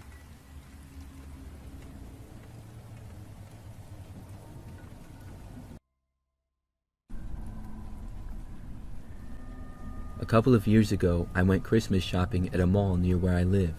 The mall is pretty large and was decorated for the Christmas season. I went there after work and spent quite a bit of time shopping there. At one point, though, when I was in the mall, I saw a peculiar sight. There was a man dressed as Santa Claus, and he looked kind of like him. He had a beard that was obviously fake, though, except this man looked disheveled. He was wearing red like Santa, but his clothes were baggy and not fitting right. Also, they were dirty, and the guy looked like if Santa had just finished a WWE match or something. He walked in the mall, and I was wondering if he was the mall Santa having a bad day, or maybe he was a guy trying to be funny dressing as Santa but purposely bad. I shrugged it off and continued shopping. Eventually, though, I did see the real mall Santa, who was at one spot taking pictures with kids. It was definitely not the same guy. So I shopped for a few more hours and then left that night. I was one of the last people in the mall, I think, because I stayed until just before it closed, and there weren't nearly as many people around. I left the mall and walked out to my car and put my things inside. When I got into my driver's seat and closed the door, I almost instantly saw the disheveled Santa again. I was not sure where he had come from. He was now walking through the parking lot. I thought that he was going to walk past my car, and so I waited to leave until he was out of the way. He did walk past, but then he turned and headed for my driver's door. Then he lunged out and tried opening the door. I literally hit lock with like a split second to spare. He viciously tried opening my door and then started maniacally banging on the window. He then moved to the back driver's side door and tried opening that. He was screaming like a madman as he continued to try to get in. I was pretty much in shock at what I was witnessing. Santa is not supposed to attack people.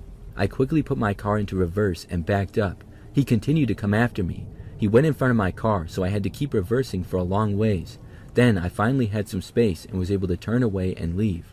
I drove out of there, away from the disheveled Santa, and called the cops on him. I must have sounded crazy reporting a man dressed as Santa trying to break into people's cars at the mall, but at least he would be easy for the police to spot. I drove home and am not sure what happened, if he was found or what. I searched on the internet and looked on the news for a report about it or something, but couldn't find anything. That made for a very memorable Christmas shopping experience, though.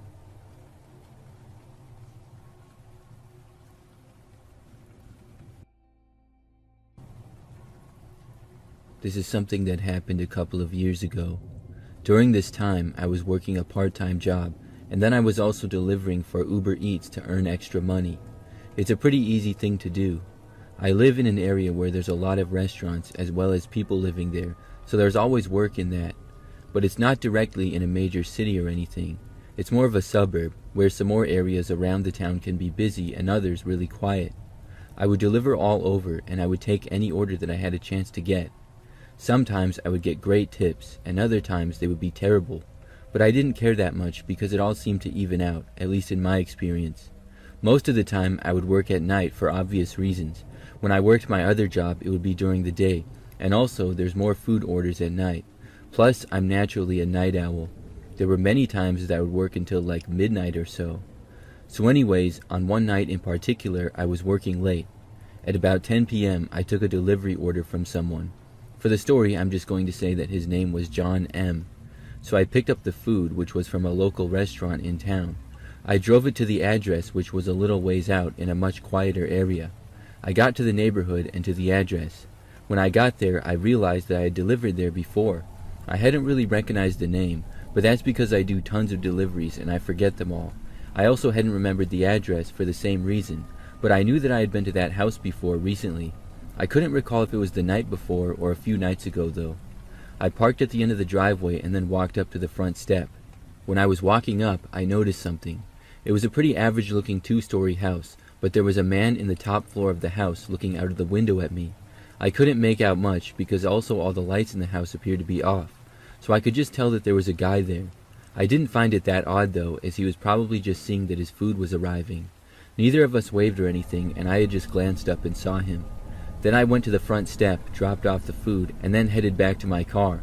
As I was walking back, I looked over and saw that the guy was still there. I didn't think much of it though, and went back to my car and then left. Then I went on with more deliveries. As the night went on, it got later.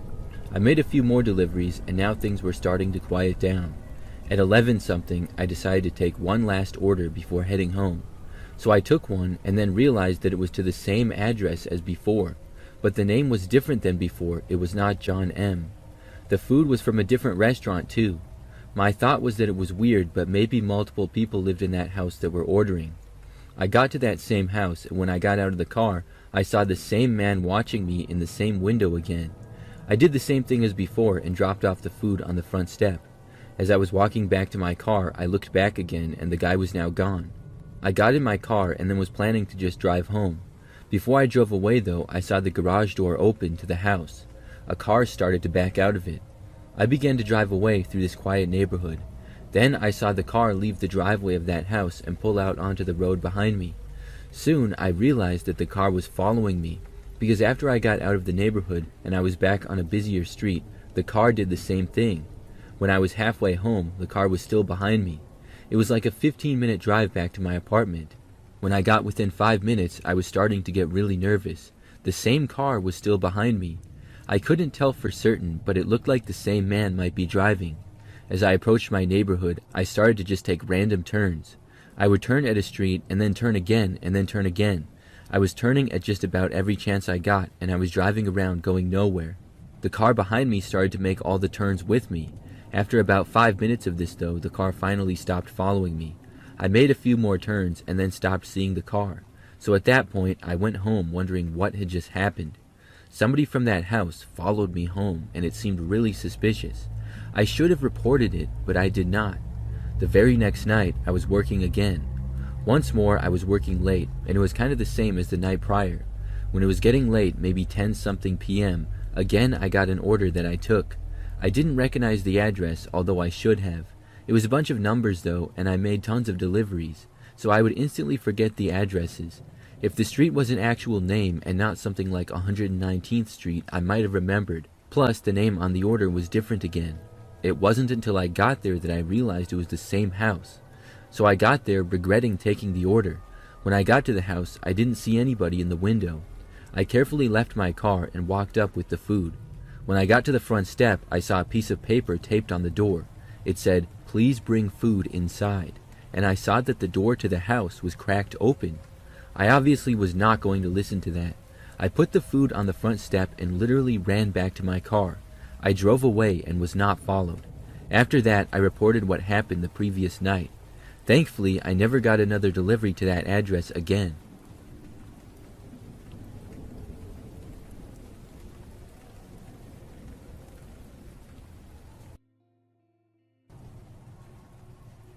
When I was a kid, I used to go to my best friend's house for sleepovers all the time. I would fill my backpack up on Friday morning and ride the bus home with him to stay the weekend. I didn't have a bad life, it was great, but we didn't have a lot of money at my house and we lived in a bad area. My friend had a nice house and it was just different from mine. It felt like an escape from my own life, even though my life wasn't horrible and I wasn't trying to escape it. He lived on a country road and had neighbors not terribly far, but not super close either. He had a large property that was long and went far back. He had about 3 sheds that looked like little log buildings or cabins that were very homemade and creepy looking at night, and of course surrounded by woods in the back. When everybody went to sleep at his house, everything was off. No TV and no lights. It was pitch black and dead silent, except for his mom's box fan, so when we wandered around the house at night, it got creepy understandably. One night we were up late playing on his PS2, and once we turned it off for the night, we couldn't sleep. So we went roaming around the house to see what we could do. His kitchen was lined with windows behind the counter that faced the backwoods, the sheds, and they had a large glass screen door as well. So we went to get some pop, which we weren't supposed to have late at night, and when my friend opened the fridge, I was sure that I saw a light in the shed closest to the house. The shed was still kind of far, but right out from where the woods got a little thicker, so you could see it clearly. Once I noticed it, I shut the fridge door almost on my friend's hands, and when he got mad, I told him why, but there was no light out there anymore. I talked him into waiting at the glass door with me to show him that I knew I saw something. About 10 minutes later, a light went on, more like a flashlight with the swaying. You could see it bouncing around and reflecting off the 2 little windows in that shed. It freaked us out, and we ran to his room and talked about all the possibilities, and eventually we fell asleep. The next weekend, like usual, the same circumstances happened, and I stayed at his house again. This time, we wanted to see if we could see the light in the shed again. So after his parents went to sleep, we waited a while and made our way to the windows. When we got there, we didn't see anything. We went and played some games in his room, and then went back down to the kitchen probably at around 2 a.m. When we went out, we still didn't see anything. For some reason, we kind of talked each other into going outside. I honestly can't remember what for, but I imagine it had something to do with the shed or whatever. We went out the sliding door onto his porch, which was very high off the ground. We were trying to be very quiet, even though his parents' room was on the other side of the house. We got to the porch, but I was too scared to go off it, and I wanted to go back inside. But once I was about to tell him that I wanted to go back in, we heard and saw the door to the shed open. Coming out was some skinny, old, disheveled-looking person, probably a homeless man, but to us kids, he might as well have been the devil. We didn't move at all. I guess it was out of fear, but the guy started walking towards our direction a little. I doubt he even knew we were there, but something snapped me out of it, and I just remember screaming and running to the door with my friend. When we closed the sliding door, we looked back and saw the man running after us. We didn't even lock the sliding door, we just booked it for his parents' room. We woke them up and they got up, looked around the house, and saw that the sliding glass door was open, but they reassured us that it was probably an animal that got in, and they would look tomorrow. My friend and I barricaded ourselves in his room for the rest of the night. When we finally woke up around noon, his dad was outside cleaning around the shed. He found a pocket knife and a bunch of wood that was carved into things. His dad brushed it off as already being there, probably because of all the old random junk around. It was brushed off as our imagination, probably due to the fact that we always played like that. Now grown up, years later, my friend's dad told us the story of that night, but at the time he didn't want to scare us any further. But after we went to bed that night, he checked the basement and found the man down there and had to kick him out of the house. It was a homeless old man that wanted to steal food and other belongings to sell. My friend's dad said that the old man left peacefully and didn't get aggressive or violent at all, which was good. But I'm glad that he sent us kids up to bed that night after seeing the sliding door open. Because as a kid, I would have been scared out of my mind seeing that man in my friend's house.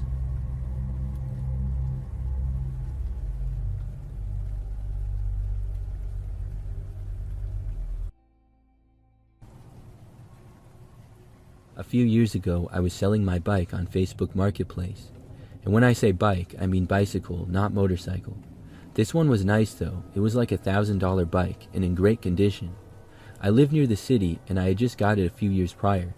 I used it a lot, not only to get around, but also for exercise. However, I now had a car and the bike was taking up too much space. So I listed it at $700, but was realistically going to accept as low as $500 for it. For the first couple of days, there was not much interest. Then finally a guy messaged me and said that he would take the bike.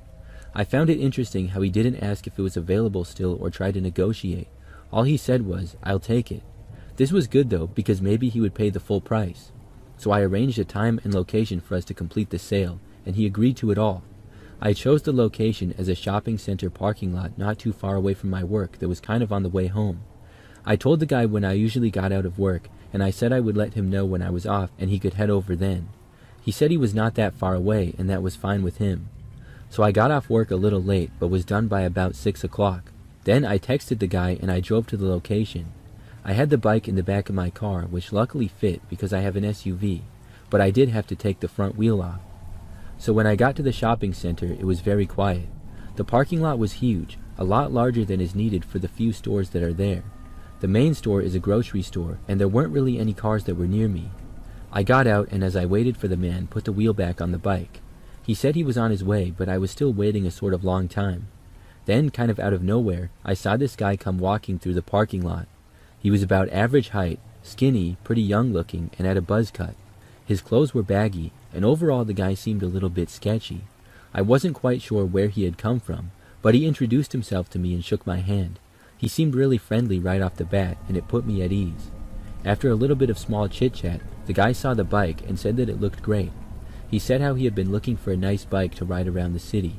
The guy told me that he needed a means of transportation.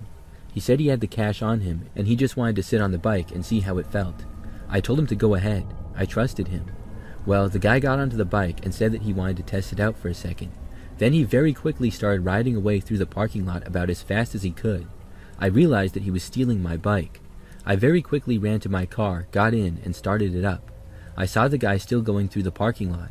Because things were so quiet, I was able to quickly drive through the parking lot after him. I saw which street he was going down. Now, this area is a little outside the city. This meant that there were not as many places the guy could go, and the roads were not quite as busy. So it would be easier for me to follow the man, and he didn't have a lot of alleyways he could ride down or sidewalks. It was pretty much just roads and some businesses, but off the roads was either parking lots or grass. There were some sidewalks, but they just went along the roads. So, as nice as my bike was, I could obviously go much faster than the guy in my car. I caught up to him as he rode my bike to the end of that street. I honked at him, but he ignored me. Then he turned, and I turned as well. I thought about calling the cops, but I figured I would follow him for a while and see where he was going, and hoped that maybe he would give it up. After turning, the guy looked back at me and then tried to go faster. I was still able to keep up with him though. We went down that street for a while and then turned again. He turned quickly a couple of times and I nearly lost him. I obviously couldn't make quick turns like he could. Then he also went through a red light, which luckily he didn't get hit by a car, but I had to wait for the light. When it turned, I kept following him. I caught back up, and a while later he turned off into a neighborhood. This neighborhood was not very nice, but it was very large. The whole chase had been going for like 5 minutes now. He rode down one street and then turned. I nearly lost him. Then he went down another street, and just as I turned on it, I saw him going up a driveway. I watched him ride the bike into the front yard, and then he got off, opened the front door to a house, and brought the bike inside the house. All the houses and yards on this street were small and not very nice, and there were quite a few of them. I drove down the street and kept my eye on the house, and then I pulled into the driveway. Then I got out, walked up to the front door, and started knocking on it. There was no answer at first, which did not surprise me. I kept banging on the door though, and I yelled at him to open. I threatened to involve the police. Nobody answered still, but I was not going away. Then, finally, after like 5 minutes, I heard someone inside. They walked over to the front door and then opened it, but the man was not there. It was a different guy who looked annoyed and asked me what my problem was and why I kept banging on the door. I told him that I saw a guy who stole my bike enter the house. He claimed that he didn't know what I was talking about. I asked him if he lived there, and he said yes, this was his house. I asked him who else lived there, and he claimed no one did. I told him that I knew I saw a guy go into the house there. The guy claimed that he knew nothing about it and that I had to leave. I didn't want to, but I couldn't barge into the house.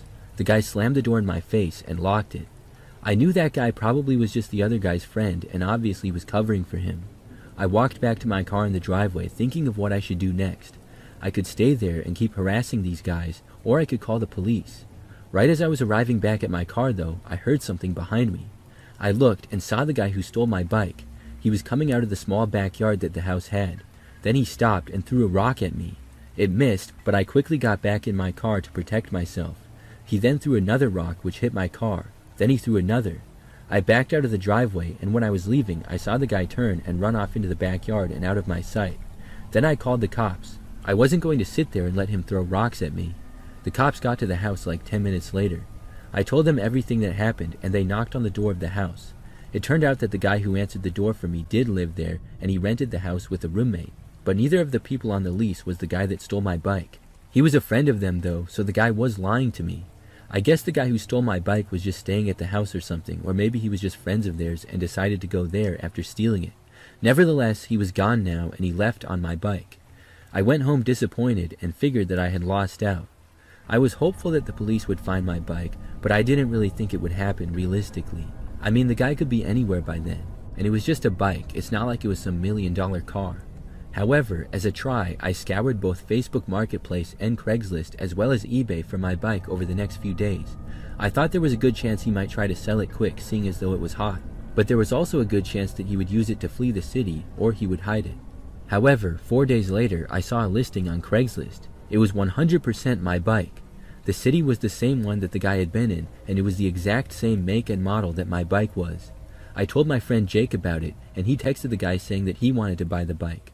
The guy was selling it at $450, which would guarantee to sell quick.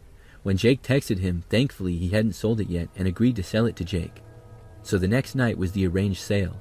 I drove Jake there and we knew what we had to do. The meeting point was another parking lot across town. When we got there, sure enough, there the guy was with my bike. It was the same man who stole it. I parked kind of far away and made sure that he wouldn't see me. Jake got out and I was really nervous. I saw them shake hands as I stayed hidden in the car. Then Jake pretended to look at the bike. At once, he hopped on it and took off. The guy started running after him, but Jake was gone. I started the car and began driving out of the parking lot. Jake went down the street and the guy could not keep up. I saw him stop running and the man was now walking along the side of the road. I drove by the guy, honked my horn, and waved goodbye as he gave me the double bird. Then I drove a few blocks over and picked up Jake and my bike. I'm glad that I got it back, and I decided not to sell the bike anymore. I still have it, and I can't believe that we were able to steal it back. However, I would not recommend doing something like that. It could have been dangerous. Looking back, it probably would have just been a better idea to notify the police of the bike being for sale. Either way, I'm glad that the man didn't get away with it.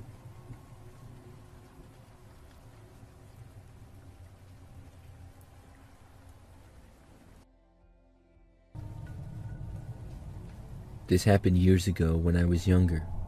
So I was looking for a new place to live and did not have a ton of money. I knew that I needed a roommate in order to get a decent place. However, I was moving to a new city for work and did not know anybody. The plan was to have a roommate for maybe a year until I could afford a place on my own. Not knowing how else to get a roommate, I turned to the internet and Craigslist. I posted an ad with the town I was looking to live in, saying that I was looking for a roommate. I made it clear in the ad that I was a female and I wanted to live with another female and preferably around my age. So the first person to respond to my ad was this guy. He said that he wanted to be my roommate and get a place with me. When he told me his name, it was Michael, which I asked to confirm that he was a man, and he said yes. I told him I was only looking to live with another woman, so I would not be interested, but he continued to text me. He tried to say that it wasn't a big deal and he wouldn't bother me and stuff. I told him no again and then started to ignore him.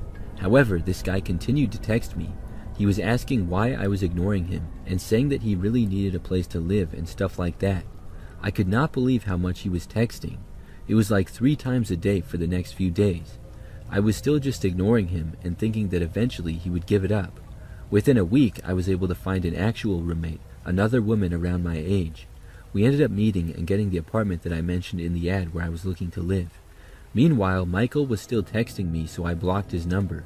I thought that was the end of it, and I didn't hear anything for a while. But one day, literally like a week after moving in, I was at home at the apartment by myself. It was sometime in the afternoon, and my roommate was still gone at work. There was a knock at the door, and I went over and looked out of the peephole. Some guy was standing there who I didn't know. I thought it was a neighbor or something, and I opened the door and answered it. When I did, the guy said that he was Michael, and he asked if I still needed a roommate. I said no, and then quickly slammed the door shut and locked it. Michael tried opening the door, and he kept knocking on it. He kept asking me to open the door. I just ignored it. I didn't say anything. Eventually, he left after probably like 20 minutes. After that, I told myself that if he ever showed up again, I was calling the cops. But thankfully, he never did. I never saw him or heard from him. I'm not quite sure how he found me, though. My best guess is that he found me on social media, as he knew my first name, the city I lived in, as well as the apartment I wanted to get. But really, I don't know. It was very weird.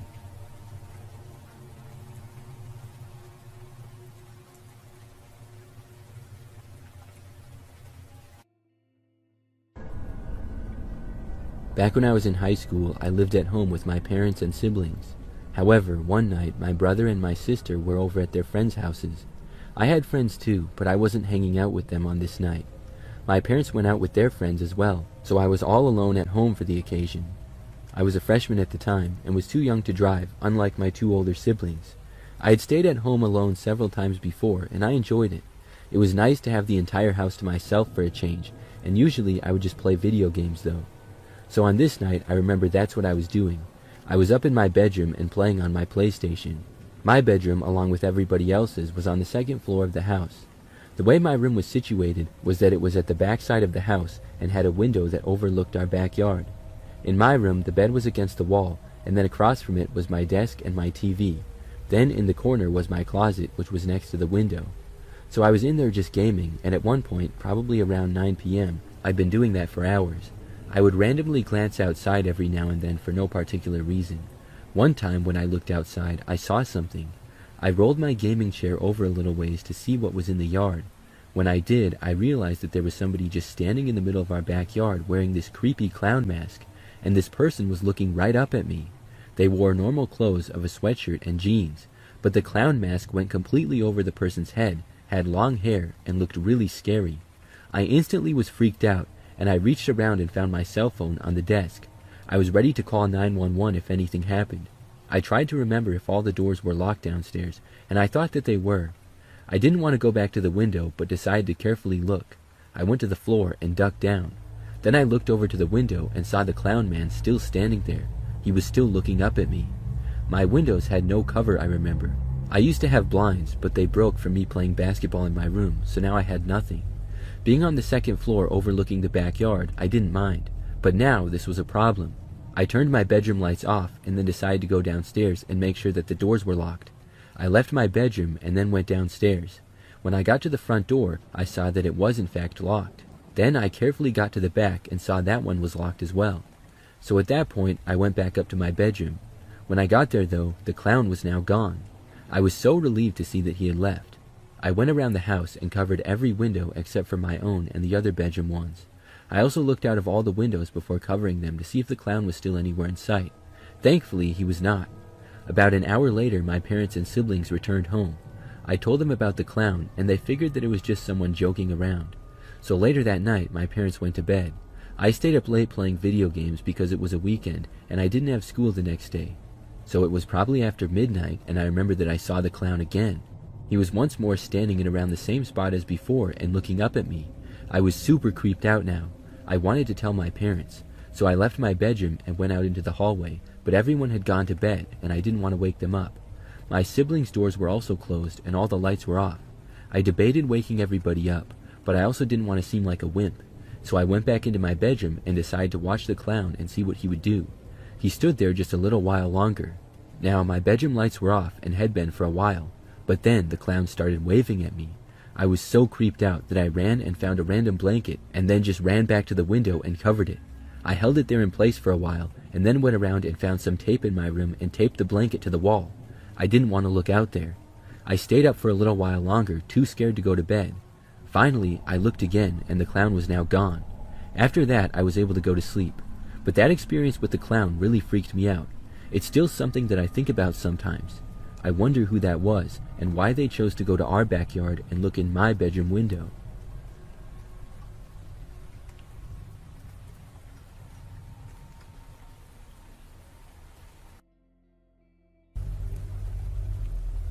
For a couple of years, I used to live in this one apartment building. For some background, I am a woman and was in my mid-20s at the time, though I often get mistaken for looking much younger. This place was pretty average, but it was less than a mile from a shopping area with stores and stuff. In fact, it was only like a 5 to 10 minute walk to several different stores. So from time to time, I would walk to the grocery store. I had a car, but it was such a short ways that sometimes I would just walk. There were sidewalks the whole way there, and it was easy to go. So one night, I decided to walk from my apartment to the grocery store. It was already kind of late, maybe 9 p.m. or so. I walked there without a problem, and when I got to the store, it was very quiet. I didn't need to get that much stuff either. Usually if I needed to get a lot, I would also drive my car because then I didn't have to carry a bunch of stuff home walking. So I didn't spend too much time in the grocery store.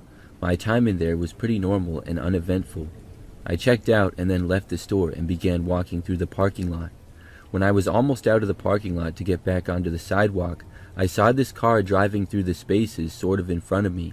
I just assumed that it was an average car leaving. But then the car slowed down and started driving closer to me. Soon the car stopped. I had to now walk past it and kind of in front of it.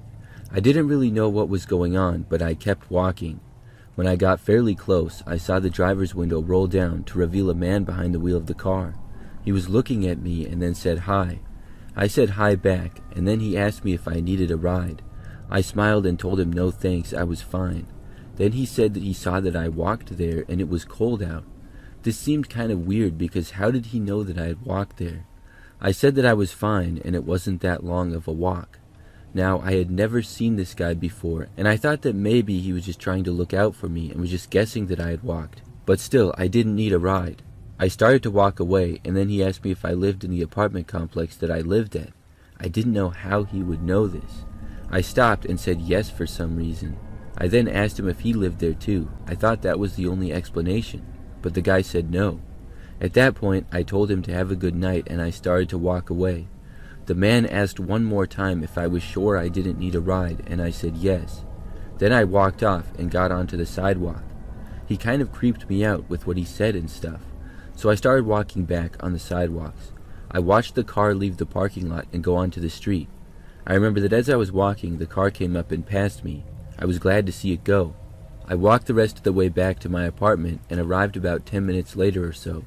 When I got to the front parking lot, I saw one car that was sitting in a space with the engine running. It was the same car that the man was driving who asked to give me a ride.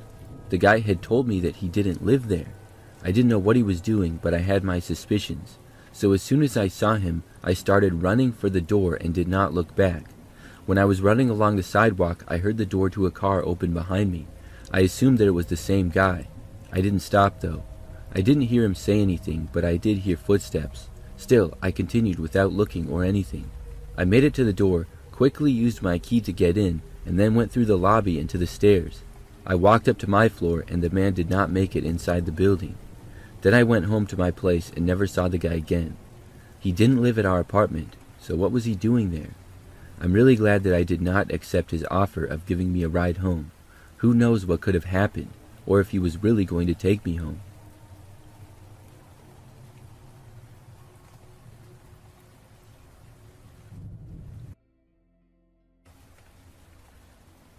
When I was in college as a freshman, I lived in the dorms and I got assigned a random roommate by the university. The dorm rooms were pretty small, but standard for most places. There was just a bed, desk, and a shelf on each side of the room. So we each had our own side. My roommate was a guy named Sam, and when we first met, I thought that he was cool. He seemed nice for the most part, and we talked a bit. I thought that things were going to work out good and we would become friends.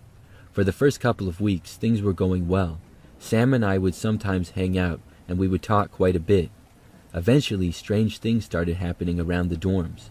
One time, I was in the bathroom taking a shower. Our dorm had a bathroom in the hallway that basically had like 8 doors in it, each leading to a small private bathroom. In the middle, outside all those doors, was just an open area with some sinks. Normally, there would always be a few doors open. I don't think I ever saw all the doors closed. So, as I was taking a shower on this day, out of nowhere someone started trying to open the door to the one that I was in over and over. I was confused because I was sure that there were other bathrooms available. I yelled saying that I was in there, but they kept trying to open the door. Then it stopped and they went away. Maybe a few days after that, I was in my dorm room doing homework. It was sometime in the afternoon and Sam was gone, so I was by myself. Out of nowhere, someone started banging super loud on the door. It was like they were banging on it as hard as they could. I got up to see who was there, but they ran away and were gone by the time I looked out, so I couldn't tell who had done it. The same thing happened again the next day. I was in the room and there were some loud bangs on the door, and when I got up to look, they were gone. Then I remembered that I went down to the study room in the dorm building to do some work late at night. I didn't want to bother Sam because it was like midnight and I still had work to do, so I was by myself in the study room that we had. I remember that as I was in there, suddenly all the lights shut off and it was completely dark. I looked around but could not see anything at all. I thought that maybe the power had gone out, but I didn't know why because it wasn't storming or anything. After making my way over to the light switch, I turned it back on and realized that the power was not out. Somebody had turned off the lights on me. The door to the room was open and my back was facing it, so it would be easy for somebody to do so without me noticing. Someone was messing with me, it seemed, and it was really creeping me out. I went back to the room and went to bed at that point. The next day, I told Sam all the crazy things that were happening, and he was like, "Wow, that's crazy." The odd occurrences didn't stop, though. There were more random knocks on the door, both in the dorm room when I was alone and when I was in the bathroom. One time, I came back to the dorm to see that somebody put a bunch of peanut butter on the doorknob, completely covering it. It was gross. I was seriously considering moving dorms. But the final straw was when we got black mold in our dorm room. I had a mini fridge in the dorm that I brought, and it was actually under my bed because my bed was sort of high above the ground. There was a blanket that I wasn't using, and I was unaware that it somehow got on top of the fridge and was draped along the back of the fridge as well. With the condensation and how close the fridge backed up to the wall, the blanket created a bunch of mold that was on the wall and the blanket as well. It was disgusting. So when that happened, I reported it and Sam and I had to move. Except I requested to move to a different dorm because of all the strange things. Thankfully, my request was granted. I moved away from Sam and got a new roommate. Well, not long after this happened, I heard from a mutual friend at school something interesting. He said that Sam told him he was the one messing with me, and he did all that because he wanted me to move out. Sam was laughing about it as if he was proud. He had knocked on the door all those times, and he had turned off the lights on me, and it was even he who deliberately put the blanket on the fridge to cause the mold. All that because he apparently hated living with me that much and didn't want to just simply tell me that he wanted to move out or request a new room. But I don't think it was just that he didn't like me. I think he liked messing with me and it was fun for him. I think he's a total psychopath. I texted him about it and he denied it. But I told him that he's lucky I don't report him to the dean, and as long as I never saw him again, I would not report it. For the rest of my college career, I never did see him again.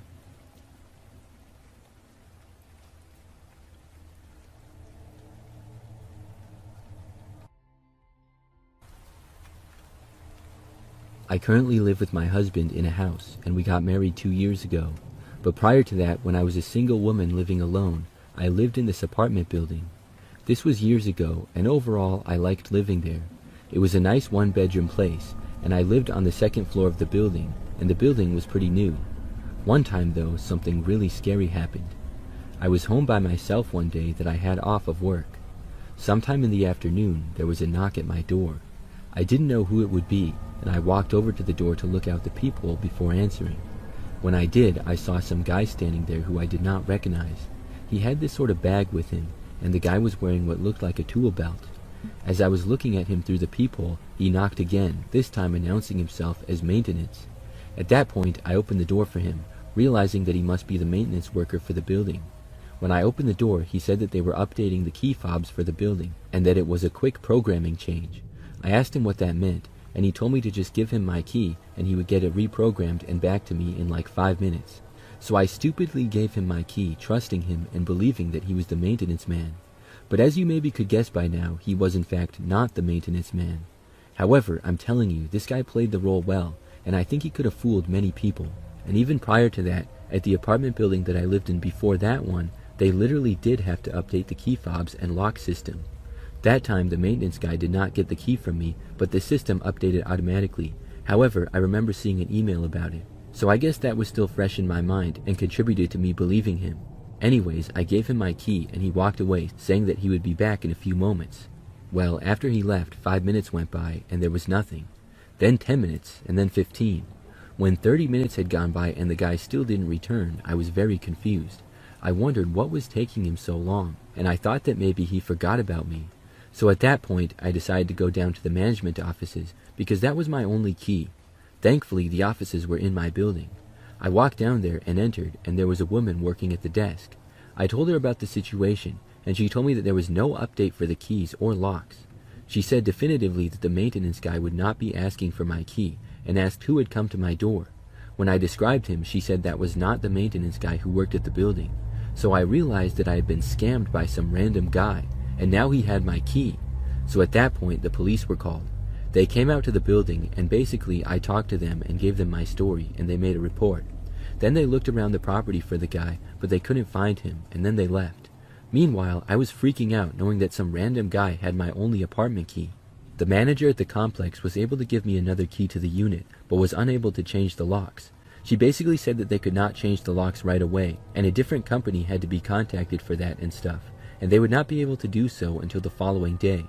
I asked if I could stay in a different unit for that night or something, but she said no. So basically, I was on my own for the night. I really should have got myself a hotel, but I did not. I didn't have that much money at the time, and I thought that I should be good for one night. So I took all my valuables and brought them into my bedroom. Then I locked my apartment door, and then locked my bedroom door as well, and went to sleep. However, that night when I was in bed starting to drift off, I heard a noise. It was the sound of my apartment door being unlocked. Instantly, I was really nervous. Then I heard the door opening. I knew that the man was back. I didn't waste any time, and I called 911 on my phone, and did it as quietly as I could. I ran into the connected bathroom in my bedroom and locked that door as well. Now I had 2 locked doors between myself and the intruder, but it still didn't feel like enough. I had no weapons to defend myself with or anything. As the man walked through my apartment, I quietly spoke to the cops on the phone. Then, pretty quickly, the guy tried opening my bedroom door. I was giving the police my address and telling them to hurry. I heard the man messing around with my door handle for a while. Obviously, my key fob would not unlock my bedroom door. That one locked from the inside, but the man was fumbling around with the door like he was trying to pick the lock. That's what I thought he was trying to do. This seemed to go on for quite a long time. I heard him messing around near the doorknob, and I was hoping that he wouldn't get in. And remembering him from before, he had a tool belt, so who knows what kind of lock-picking devices he had. After like 5 minutes that felt like a lot longer, I actually heard my bedroom door open. This really freaked me out. Now he was in my bedroom and there was only one door separating us. He walked around and soon made his way to the bathroom door. He tried opening that, but it was obviously locked as well. Then he lightly knocked on the door and said, "Maintenance." I didn't answer, but I was really freaking out now. Then the guy started to mess around with that lock. I knew that it was only a matter of time before he would be able to pick that one as well and get into the bathroom. I was terrified. But just seconds later, I heard more footsteps in the hallway and then heard them enter my apartment. The police were there. They got inside and announced themselves. I remember the man walked away from me and the cops were telling him to put his hands up. The guy tried talking his way out of it, claiming that he was confused and thought that this was his place. But the police weren't buying it and he was obviously lying. The man was arrested and I felt much better. After that, I was paranoid for a while, and even still, I'm sometimes really crazy about locking doors. Like if I'm home by myself, I always make sure that every door is locked multiple times and stuff. Overall, that was by far the craziest thing that happened to me when I lived alone.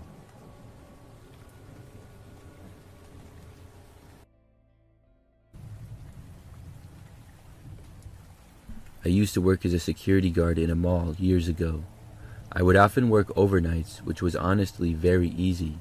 Really, I would just walk around the mall, make sure that everything was in order, and then I had a small office as well. The one thing that was creepy was that I would be all by myself for most of the overnight hours, and most of the mall lights would be off. Anytime you have a huge space like that to yourself in the middle of the night, it feels kind of weird. In the office, I had views of all the different security cameras. They did not cover 100% of the mall hallways, but most of them. During business hours, there would be multiple security guards working, but overnight they only needed one. The mall really wasn't that big. It was just one level, but did have a good amount of stores and many different hallways. Every 2 hours, I would get up and walk each hallway and look out of a few entrance doors into the parking lot. I was just making sure that things were fine. Sometimes I would take some notes if I saw unknown cars in the parking lot or something. Obviously also if I saw anything suspicious as well. But other than that, I would just sit at the desk, look at cameras, and really just play around on my phone. It was overall a pretty easy job, because I didn't really have to do any work, to be honest. It was more about just being there. And if anything did happen, all I could really do was call the cops and report it to the mall management, because I didn't have a gun and I obviously was not a real cop, and I didn't have any power to arrest people or anything. I was hoping that nothing would ever happen, and nothing ever did, until one night.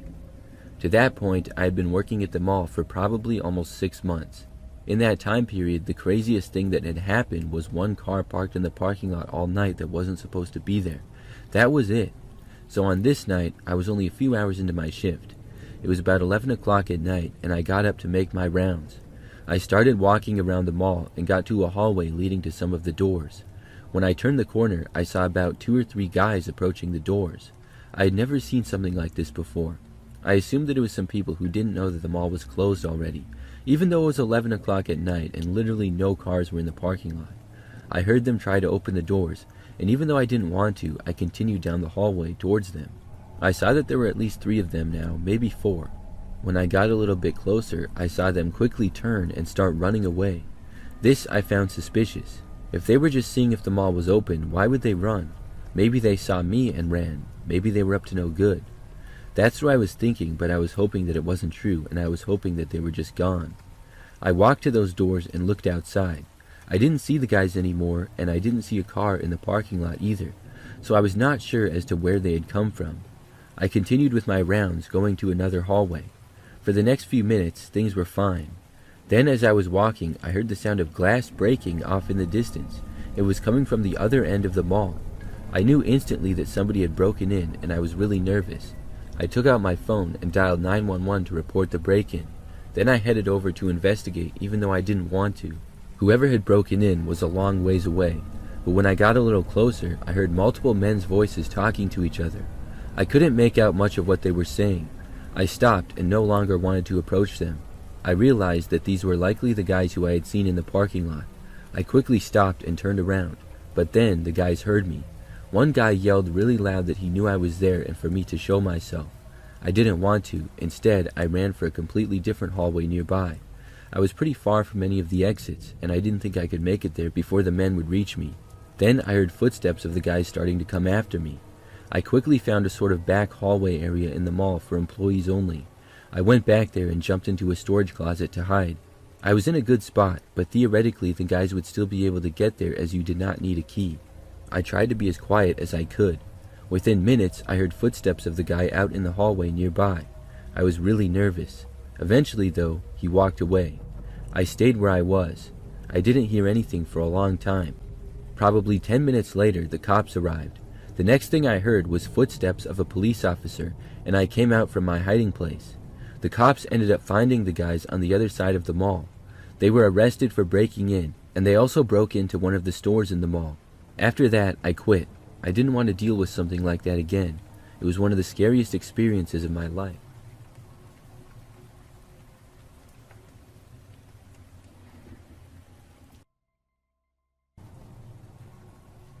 Back when I was in college for my junior year, I was getting an apartment. I needed a roommate but did not know who to live with. All my friends already had living situations figured out. I was unable to live with any of them, which disappointed me. But a big part of it was that I could not afford it. I found an apartment in a good location sort of late. I contacted a few friends that I would want to live with, but none of them were able to live with me. They already had plans of where they were going to live. So I posted a Snapchat story telling how I needed a roommate. The college I went to was very large, and over my 2 years there to that point, I had made many friends. I probably had 100 to 200 people from college on my Snapchat as friends, so I was hoping that something would work out. One girl responded to it though. Her name was Claire, and I barely knew her. She was not in any of my groups of friends at all. I had one class with her during my freshman year and did a group project that she was in. That's how I got her Snapchat. I literally hadn't seen her or talked to her since the project. But she said that she too needed a place to live, and said that she would be willing to get an apartment with me. I had no other people offering, so I ended up saying yes, and we agreed to become roommates.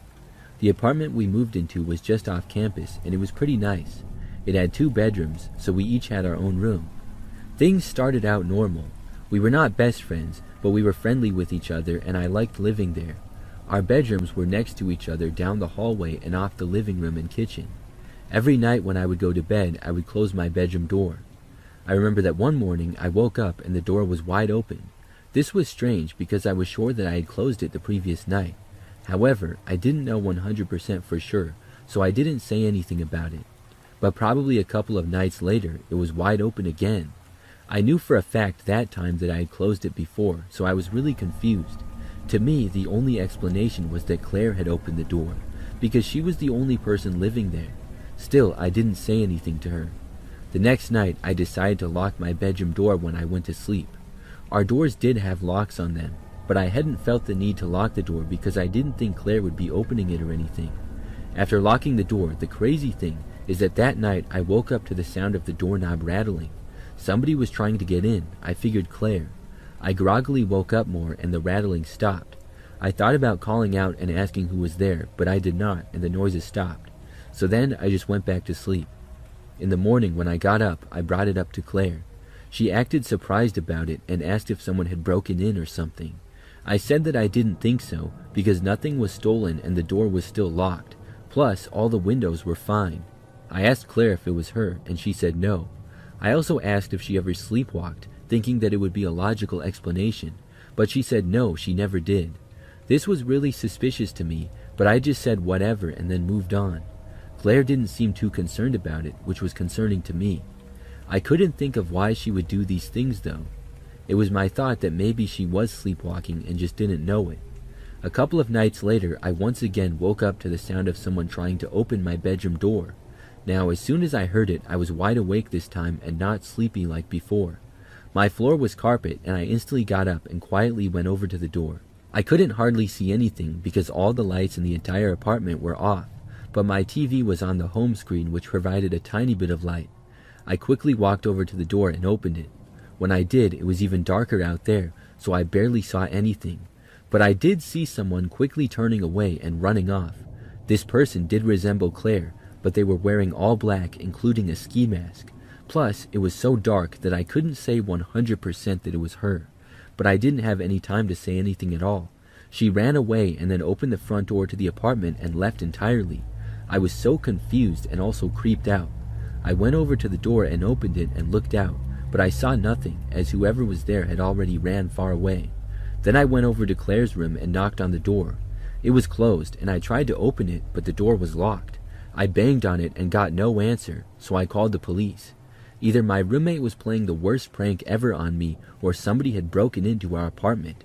The cops got there a while later and looked around both inside and outside the apartment.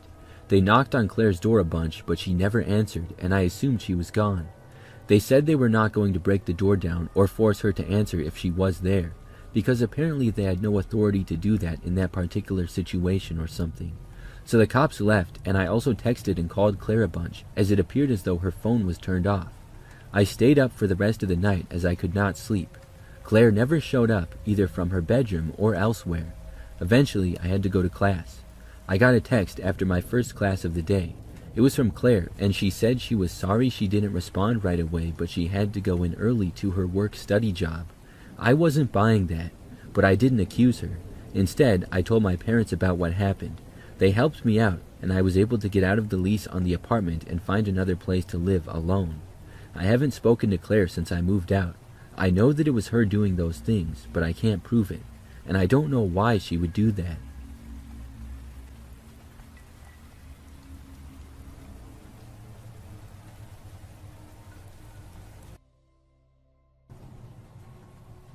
This is something that happened when I was in high school. I think I was about 15 years old, and I remember that I was home by myself one night. My parents went out somewhere, I really don't remember, and my brother must have been gone someplace too. I'm not sure where everybody was, but I just know that I was by myself. We had a dog back then whose name was Thomas, and he was home with me. I was doing my homework up in my room after my parents left, I remember. I was up there for a while and then came down at probably 8 o'clock or so to get something to eat. When I did, I was in the kitchen and Thomas needed to go out, so I let him out in the backyard. Our house was 2 stories and about average size, and it had a backyard of about a half an acre that was fenced in. There were a few trees around there, but overall it was a good amount of space for Thomas to run around. He would usually go outside and do his business, and then run around for a while and then go by the door when he wanted to be let back in. So I remember that after a while, I let him back in, and then I went back upstairs. I returned to my homework, which would always take me a long time to do. I was pretty good at school and always had good grades, but homework would always take me forever. So maybe 30 minutes later, as I was still up there, I heard the back door to the house open. My first thought was that my parents or brother had returned home. They would never enter through the back door, but I thought that maybe they had already arrived back and I just hadn't heard them enter through the front door. I had been pretty preoccupied with my stuff, so maybe I hadn't realized. I decided to go downstairs at this point, so I got up from my desk, left my bedroom, and then headed down the staircase. The stairs at our house went down towards the back of the house between the dining room and back living room area. I made it literally 2 steps down the stairs when I saw someone down in the dining room. It was a man, but nobody that I knew. I instantly turned around and went back upstairs. I quickly ran back to my bedroom, went inside, and locked the door. I had just recently got a cell phone, however, I had left it downstairs. Thomas had not barked at all, which was kind of strange, but overall he was a pretty quiet dog and wouldn't always bark at strangers. I didn't know what I could do, so I tried to stay hidden in my bedroom. At first, I heard nothing from the intruder. I couldn't hardly hear anything from downstairs unless it was really loud though, like a door opening or closing. However, about 5 minutes later or so, I heard the man coming up the stairs. That's when things got intense. I was really nervous, and I literally hid underneath my bed. As the footsteps went down the hallway, they approached my room. They did not immediately go to it, but I heard another door being opened.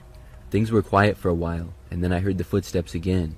I was kicking myself for forgetting my cell phone downstairs, or else I could have called the cops. The footsteps then made their way to right outside my door before the intruder turned the handle. He tried to open the door, but it was locked. He seemed to stay at the door for a few more seconds, which felt like a really long time. Then he walked further down the hallway. I heard another door open, and I thought about making a run for it, but ultimately chickened out. The man went in another room for a little while. Then I finally heard him walking away down the hallway. Soon after, he went back down the stairs. I felt a little better, but I was still too scared to come out from under my bed, and I was way too scared to leave my bedroom.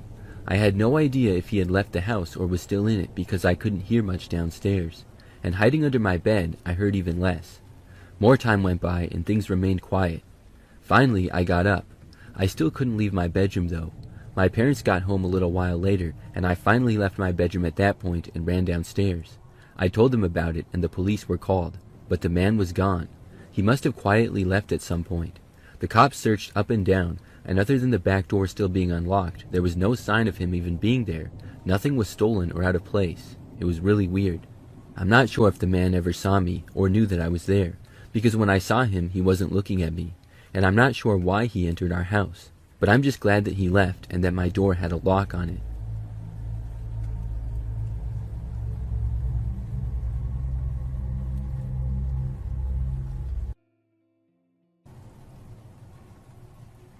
Back when I was younger, I worked at a clothing store for a few years. I had one other job in retail before this, but it didn't last that long as it was only over a summer. So this clothing store was pretty large and popular, and there were many different areas inside of it. When I first got the job, I was working in the back half of the store most of the time in that department. I would do all kinds of tasks, organizing, bringing out more inventory from the back, and things like that. I never worked as a cashier, which I was happy about, because I didn't like that. So one night, when I was still pretty new to the job, I was working and it was later at night.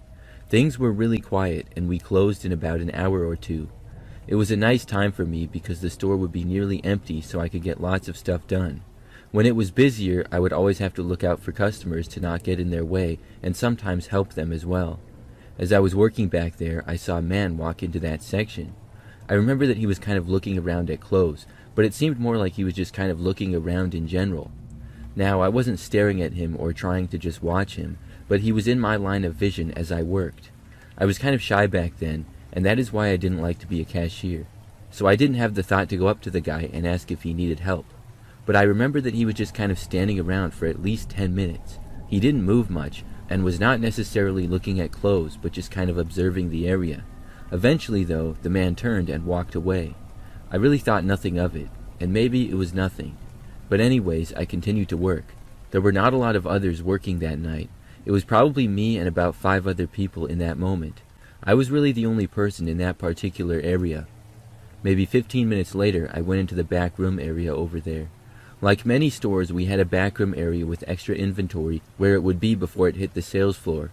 It was cluttered back there with boxes, shelves, and all kinds of stuff. There were also a few doors that led to outside spaced out here and there.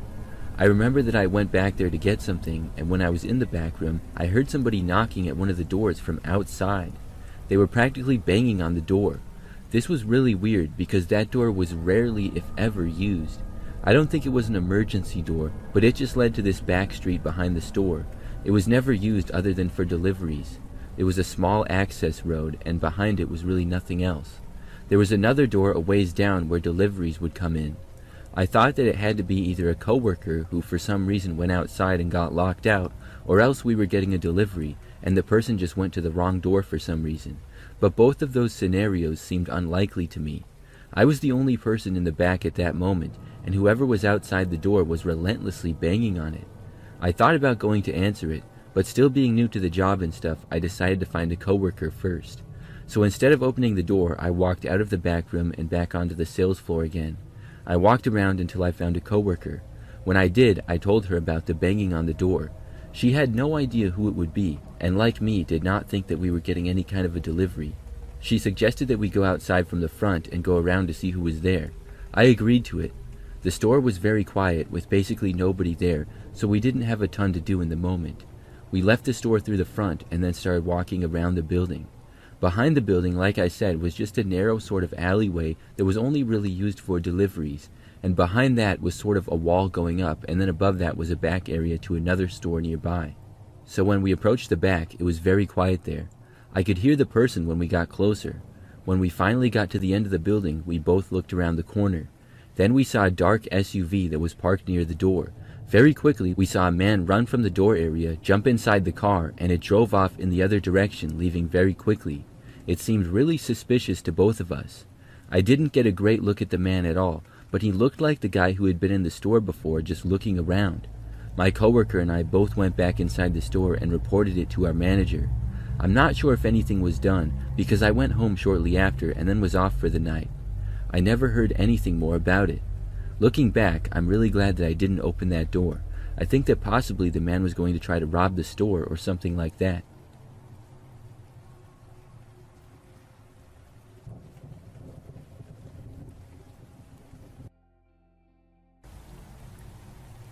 This happened a couple of years ago. I used to live in an apartment that was decently nice, and I rented it with my roommate who I will call JT. Well, unfortunately, JT got a better job that required him to move away. JT and I were not good friends, but we were cool with each other. When he moved, I understood why, obviously, but I also could not afford the place on my own, so we had to get out of the lease. JT did pay the cancellation fee, but I had a short notice of like 1 month to find a new place to live. So I ended up going online and pretty much finding a random roommate. I didn't want to do it, but I had to. With my job and the city that I was living in at the time, it was either get a roommate or live in a complete dump. And I lived in a really crappy place in the past and did not want to do it again. So I was able to find a roommate. It seemed a little sketchy to find a random person online to live with, but I figured it should be fine. The roommate I found was a guy named Leonard. For the most part, he seemed normal. He didn't really seem like a guy that I would be good friends with, but that didn't matter. All I cared about was that he paid rent, was not a jerk, and did not wreck the place. The place that we found to live was a townhome, and it was older, but not too bad. The space that Leonard and I had was a living room, kitchen, bathroom, and 2 bedrooms, one for each of us. After moving in, things seemed to otherwise go pretty well. I would be at work a lot, and so would Leonard. Most of the time, we would hang out in our rooms. But I noticed that Leonard would be gone quite a bit, and he would be gone at all hours of the day and night. I didn't really ask him about it and didn't really care that much, but it did seem a little bit odd. For example, I would sometimes hear him leaving at 11 p.m. or midnight, sometimes later, and he would be gone for a long time, but he would normally be back the following morning. Other times he would leave and I wouldn't see him for days. He never left an explanation though, which was weird because we did talk on a fairly regular basis. And when he went to visit family out of town once, he did tell me about that. Also, his job was not one where he would work crazy hours. They were pretty normal. One time was really weird though. I was at home one night and Leonard got back after me. I happened to be in the kitchen when he arrived home and we said hi to each other. Then he went into his room and shut the door. I went back to my room, but only like 20 minutes later, I remembered that I wanted to ask Leonard a question about the Wi-Fi. So I walked over to his room and knocked on the door, but there was no answer. This was strange because he had just gone into his room and I hadn't heard him leave. I knocked again. I guess he could have been sleeping or something, but for some reason I just opened the door. When I did, he was not in the room. It was completely empty. I closed the door and then wondered where he had gone. He was not in the bathroom or any other room. I just went back to my room feeling like I had gone crazy. Then, like 10 minutes after that, there was a knock on my bedroom door. I answered it to see Leonard there, and he said that he had heard me knocking on his door earlier, but he had fallen asleep. I played it off and said that was fine and I didn't mean to wake him up, and then I asked him about the Wi-Fi like I wanted to before. After that, he went back to his room. But I knew that he had not been sleeping because I had looked in his room and he wasn't there. Where had he come from? I was very confused by the whole thing. Things seemed kind of strange for the next couple of weeks. Leonard was gone all the time at odd hours and stuff. I just tried to ignore it. One time, though, he was gone for like 2 days in a row. One of those days, I got curious. His door was closed, but I opened it. When I saw it in his room, it looked pretty normal. I walked inside and looked around. I think I was just curious and I guess a bit nosy. I noticed something. At the closet in the corner of his room was sort of a ladder. I walked over to it and saw that there was a trap door in the ceiling. I hadn't even noticed it, but I guess it led to the attic. I didn't have access to that in my room. By this point, I was just curious as to what was in the attic, not even trying to pry into Leonard's stuff. So I walked up the steps and opened the attic door. When I looked up there, it was completely dark. I took out my phone and used a flashlight. There wasn't much space up there, but there were a ton of duffel bags. In the corner, I saw a huge stack of cash as well. I left the attic quickly and went back down and then ran back to my room. I didn't see or hear from Leonard for several more days after that. Then there was a knock on the door one night, and it was the cops. It turns out Leonard was a drug dealer. He got caught, and the cops came in and took all his stuff. I ended up moving out of that place shortly after. That was definitely a crazy situation.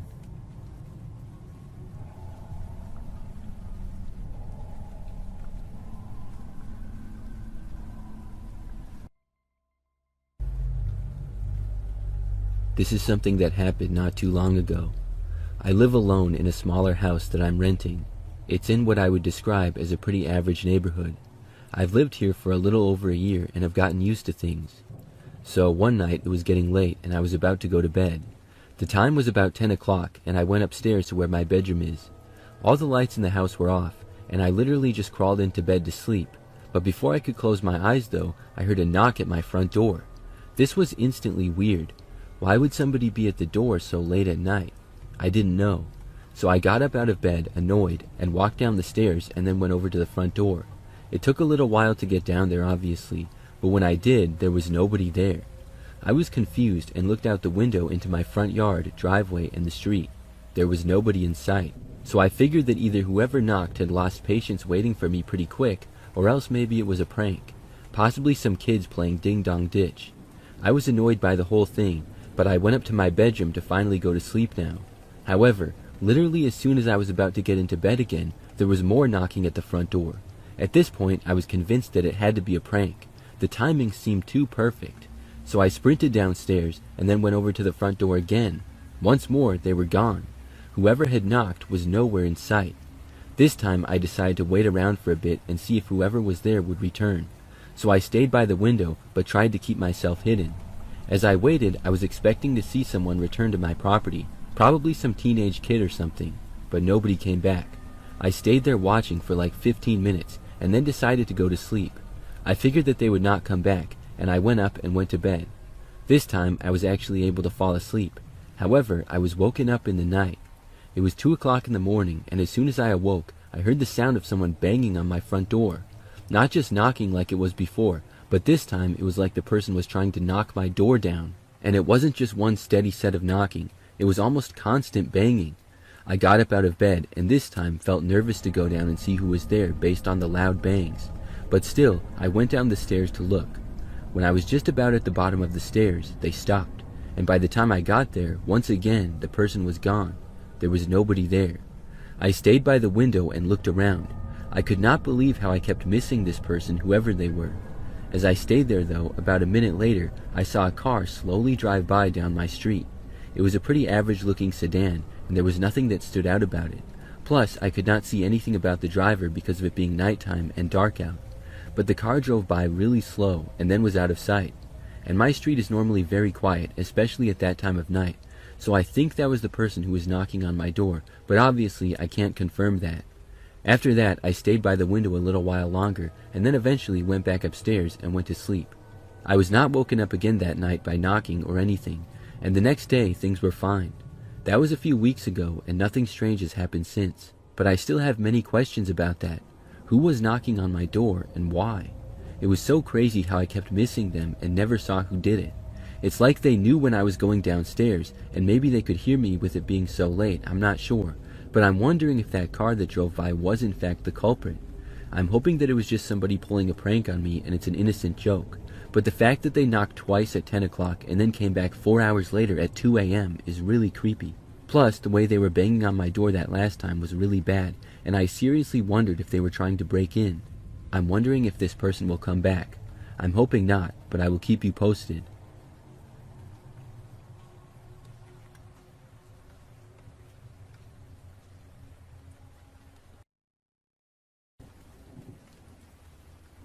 One time, a long time ago, I was shopping at a department store.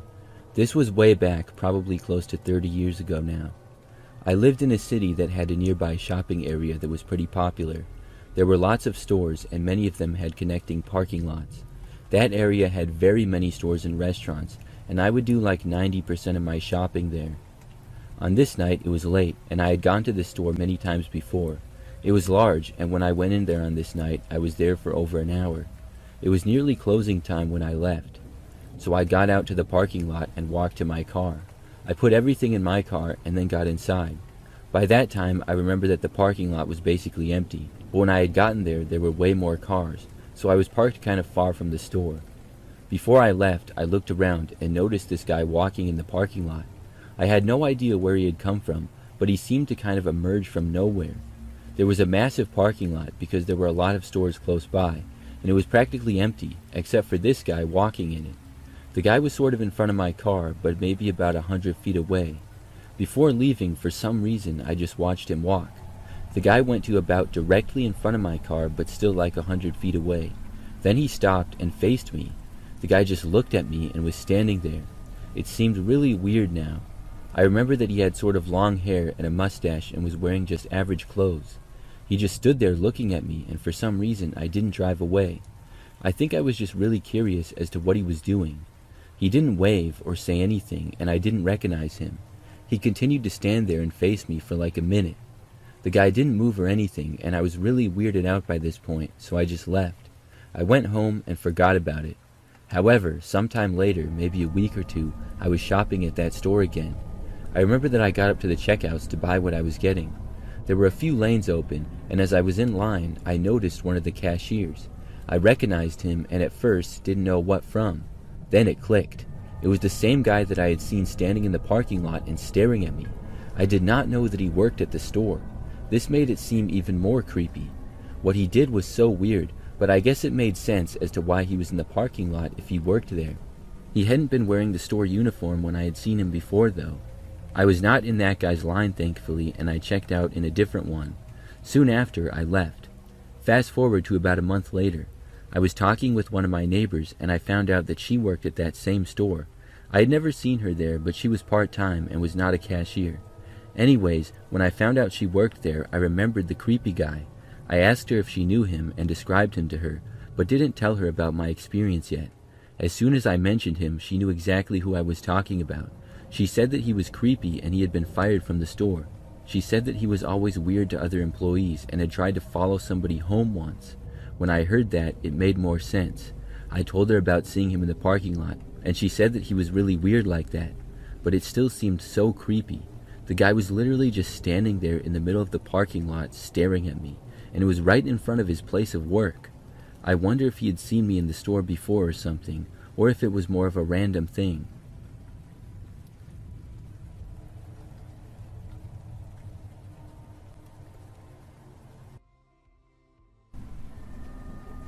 When I was younger, I had a few roommates. All of my college years except for one, I had roommates, and then the first few years out of college as well. At one point, I lived in a house with another woman who was around my age. Her name was Allison, and I actually worked with her, and that's how we met. We were coworkers and sort of became friends. However, she ended up changing jobs. Now, the two of us were never that close, and never best friends or anything. I always thought that she seemed a little odd, and I'm not just saying that. We remained in touch a little on social media and text, and she lived in the same city as me. So when I needed a new place, she happened to be looking as well, and we decided to get a place together. Allison told me that there was a place that she was interested in, and she would send me all the details. When she did, I got the information, and I thought that it was a good situation.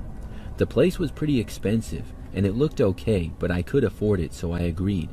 It was a house, and it was small, but it had 2 floors and a basement, and the neighborhood was decent. We each had a bedroom upstairs, and the rent was $1,200 a month each. I had not lived in the area long at all, so I didn't know much about the other prices because I hadn't looked yet. So we moved in, and we each had a bedroom upstairs. Allison really organized everything, and she even met with the landlord when I was at work to get the keys and stuff. I got the Wi-Fi and she would pay me for it, but then she would pay for the rent and I would pay her for it. Living there, things went pretty well. Alice and I got along good, and we both took care of the house and were gone a lot for our jobs. I remember that after living there for like 6 months, our landlord came over for an inspection. I'm not sure why, but he had to come into the place to look around and stuff. When he came over, Allison was gone, but I was home. The landlord entered the house and said hi and asked how living there was going and stuff. I told him that it was going well, and we chit-chatted for a bit. Then he started looking around and asking if things were working well, like the sinks and heat and AC.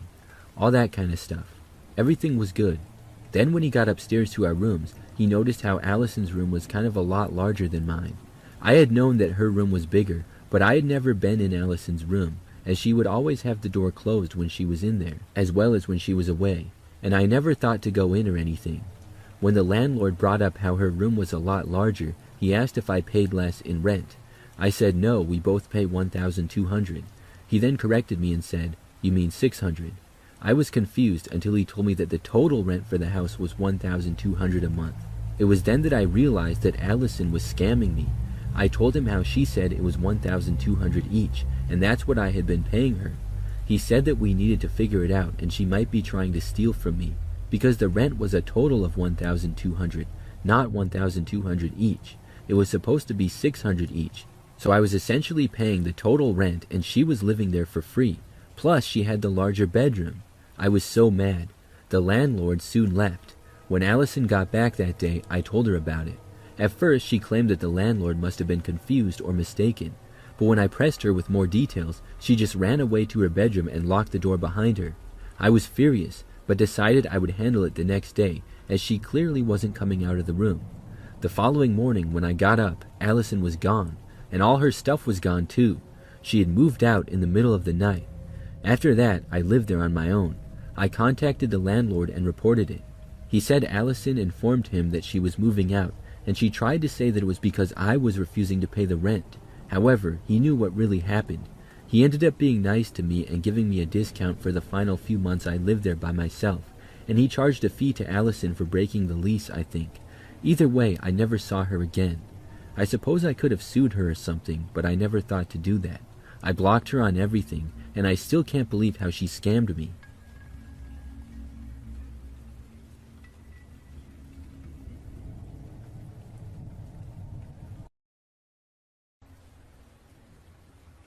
This is something that happened at the last apartment building that I lived in. Overall, it was a pretty nice place. The building was fairly new, and it wasn't super cheap or anything. I liked living there for the most part. It wasn't perfect, but it was still pretty good. The apartment complex consisted of 3 buildings. 2 were right across from each other, and then the third was next to the first building. Running between all the buildings was a parking lot, and then there were sidewalks going all around the property. Surrounding the property were a few residential roads on one end, and then some commercial businesses on the other. Each building had 4 floors to it, so overall the apartment complex was pretty average. So one evening I was at home by myself and had recently gotten home from work. I think it was probably like 7 p.m. or so, and it was dark out by now.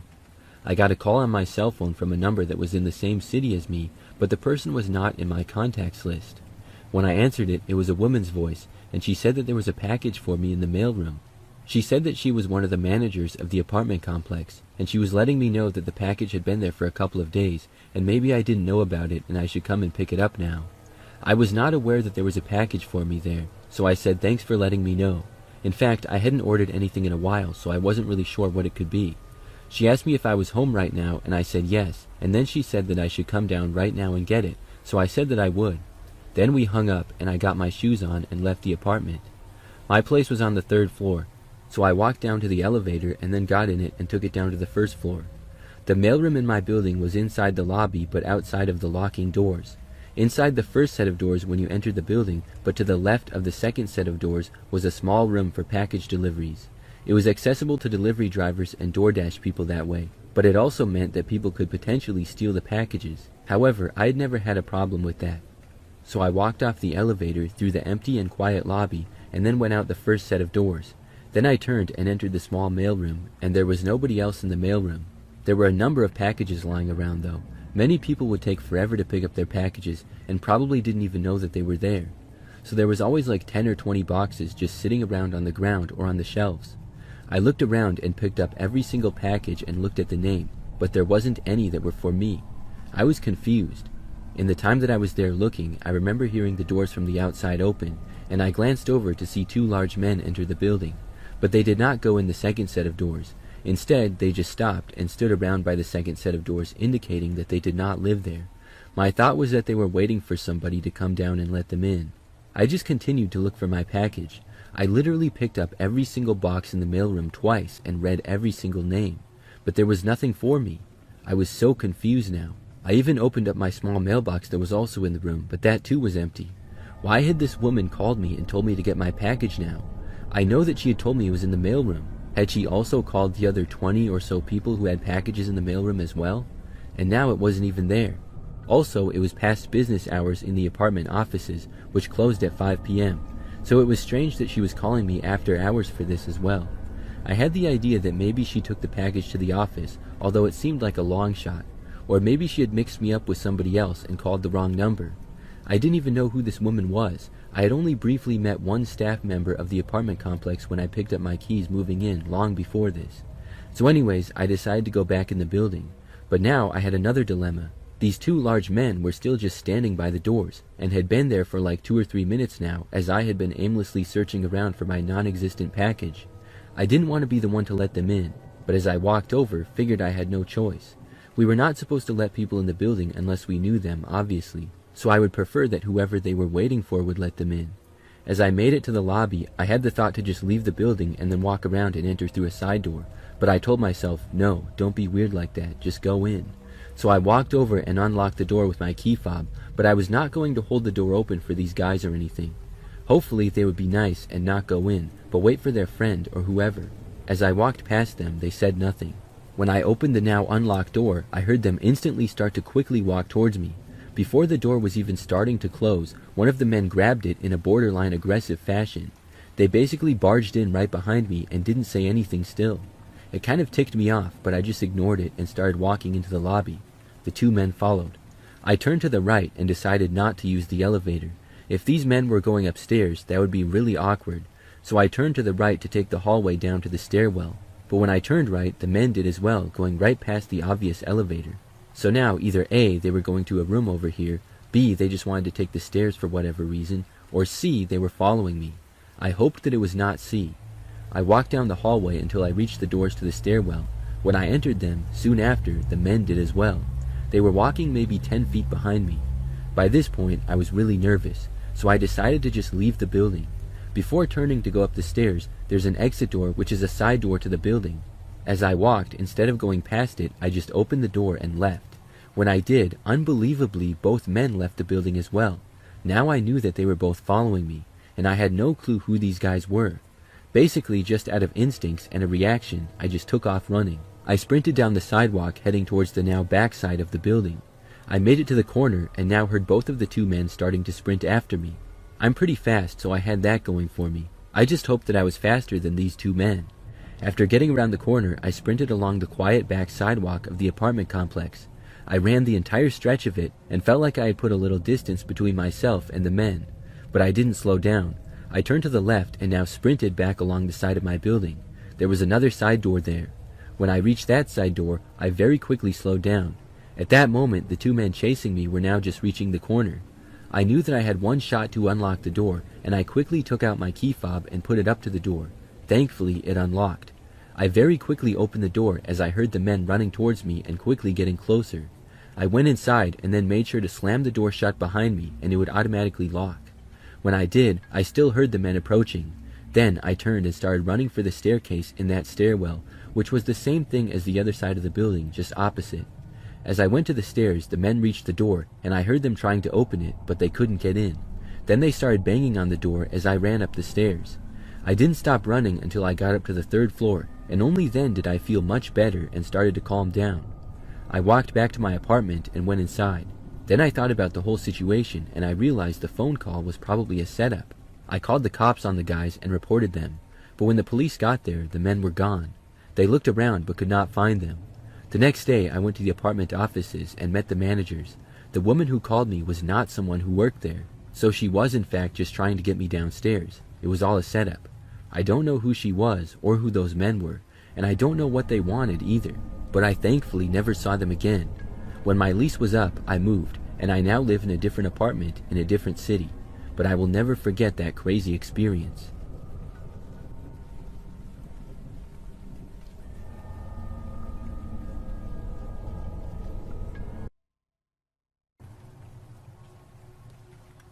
This is something that happened just last year. I work at a very large and popular mall. It has hundreds of stores in it, and we get countless shoppers each year. On weekends around the holidays, it's even more busy. Particularly the weekends leading up to Christmas, it can be chaos at times. The store that I work at is a shoe store, and we sell a few other products as well. It's fairly popular though, so we're just as busy as any store when the mall is crowded. In fact, at times we had to limit the amount of people that can enter the store at once, because our space is not very large. One weekend last year, I was working along with 4 other coworkers. On a normal day, there might be 2 of us working at once, but we knew that it was going to be busy. As I was working on this very busy day, things got really hectic. The store was packed, everybody was looking at shoes and buying them, and all of us employees were kept busy. There were constantly questions about products, and people were everywhere. This went on for hours. At one point, a man came up to me and asked if we had a shoe in a certain size. I knew that we had going into the day and told him yes. The guy seemed kind of frustrated already. He had been looking for the shoe and he couldn't find any of the shoes that he wanted in the store, but I knew that we kept some in the back. Well, it turned out that I was wrong. We had some when the day started, but they all sold, and I didn't know that. Now we were completely out. So I went into the back room and realized that they were all gone. I went back out and told the guy that we actually just sold out of them. This man got way more angry than I was expecting. He instantly started cursing at me and saying that I was a liar and stuff. I apologized and offered to give him some other stores that they might be at, but the guy said no. He continued to yell at me, and some of the people nearby started to notice.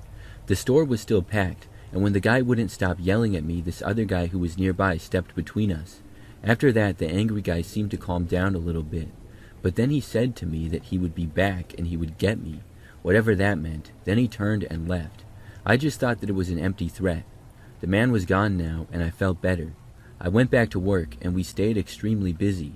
The store was messed up from stuff being out of place, and there were customers everywhere.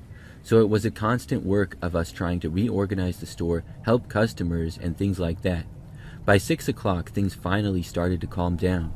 We closed at 8, and the last 2 hours were much calmer. Finally, by 7:30, all the other employees left except for me and 2 others. Us 3 were working until close. Each of us knew how to close the store. The mall closed at 8 as well as our store, so by now the entire mall was pretty quiet. When several of us would work until close, we would kind of switch off at who would stay last and finish up the closing tasks. On this night, it was my turn to. At 8 o'clock, the 2 others left, and I stayed to finish things. I would be there only about another 15 minutes or so. As I finished things up, a while later, I saw out the front window of the store the same man from earlier. He was already looking at me. Our store was closed now, and the doors were locked. The mall was also now closed. Everybody was supposed to leave, but there were still a few people lingering in the hallways. The guy was standing in front of the store and just staring at me. This made me nervous. He said that he would be back, and now he was. And I was alone in the store. He couldn't get in, but I was leaving soon. What was this guy going to do? I stayed in there and finished up, and went out of the guy's sight for a while. When I was done and wanted to leave, I saw that he was still there. So I didn't leave yet. I was afraid that if I did, he would do something or follow me out to my car. I didn't know. Now, this guy was basically the only person out in the hallways. I didn't leave and instead went back into the back area of the store out of his sight. I came back a minute or so later to see if he was still there, and he was. But then I saw a security guard approach him and tell him that he had to leave. Within moments, the guy was walking away with the security guard basically kicking him out of the mall. I was so glad to see that. I waited inside still for another couple minutes, and then I left and headed home. I walked through the now empty mall and then left to go into the parking garage. That's where I typically parked. The garage was practically empty now as well, with only a few cars scattered around here and there. I made my way to my vehicle, but before I got there, I heard a voice from sort of behind me. I looked and saw the same guy. He was standing a ways away in the parking lot. I have no idea how he knew I would be there or if it was just a coincidence, but nevertheless, he was here. I saw him start to angrily walk towards me. I turned and just started running for my car. I sprinted until I got there and then quickly went inside. Then I did not waste a second and locked the doors, started my car, and left. The man did not reach me yet. I left him standing there in the parking garage and I drove home. After that, I never saw him again. I was kind of paranoid that he was going to show up sometime at the store. Thankfully, he never did, at least not when I was working. I can't believe that he got so mad about that. It was an honest mistake, and I was just trying to help the guy. Some people have anger problems, though.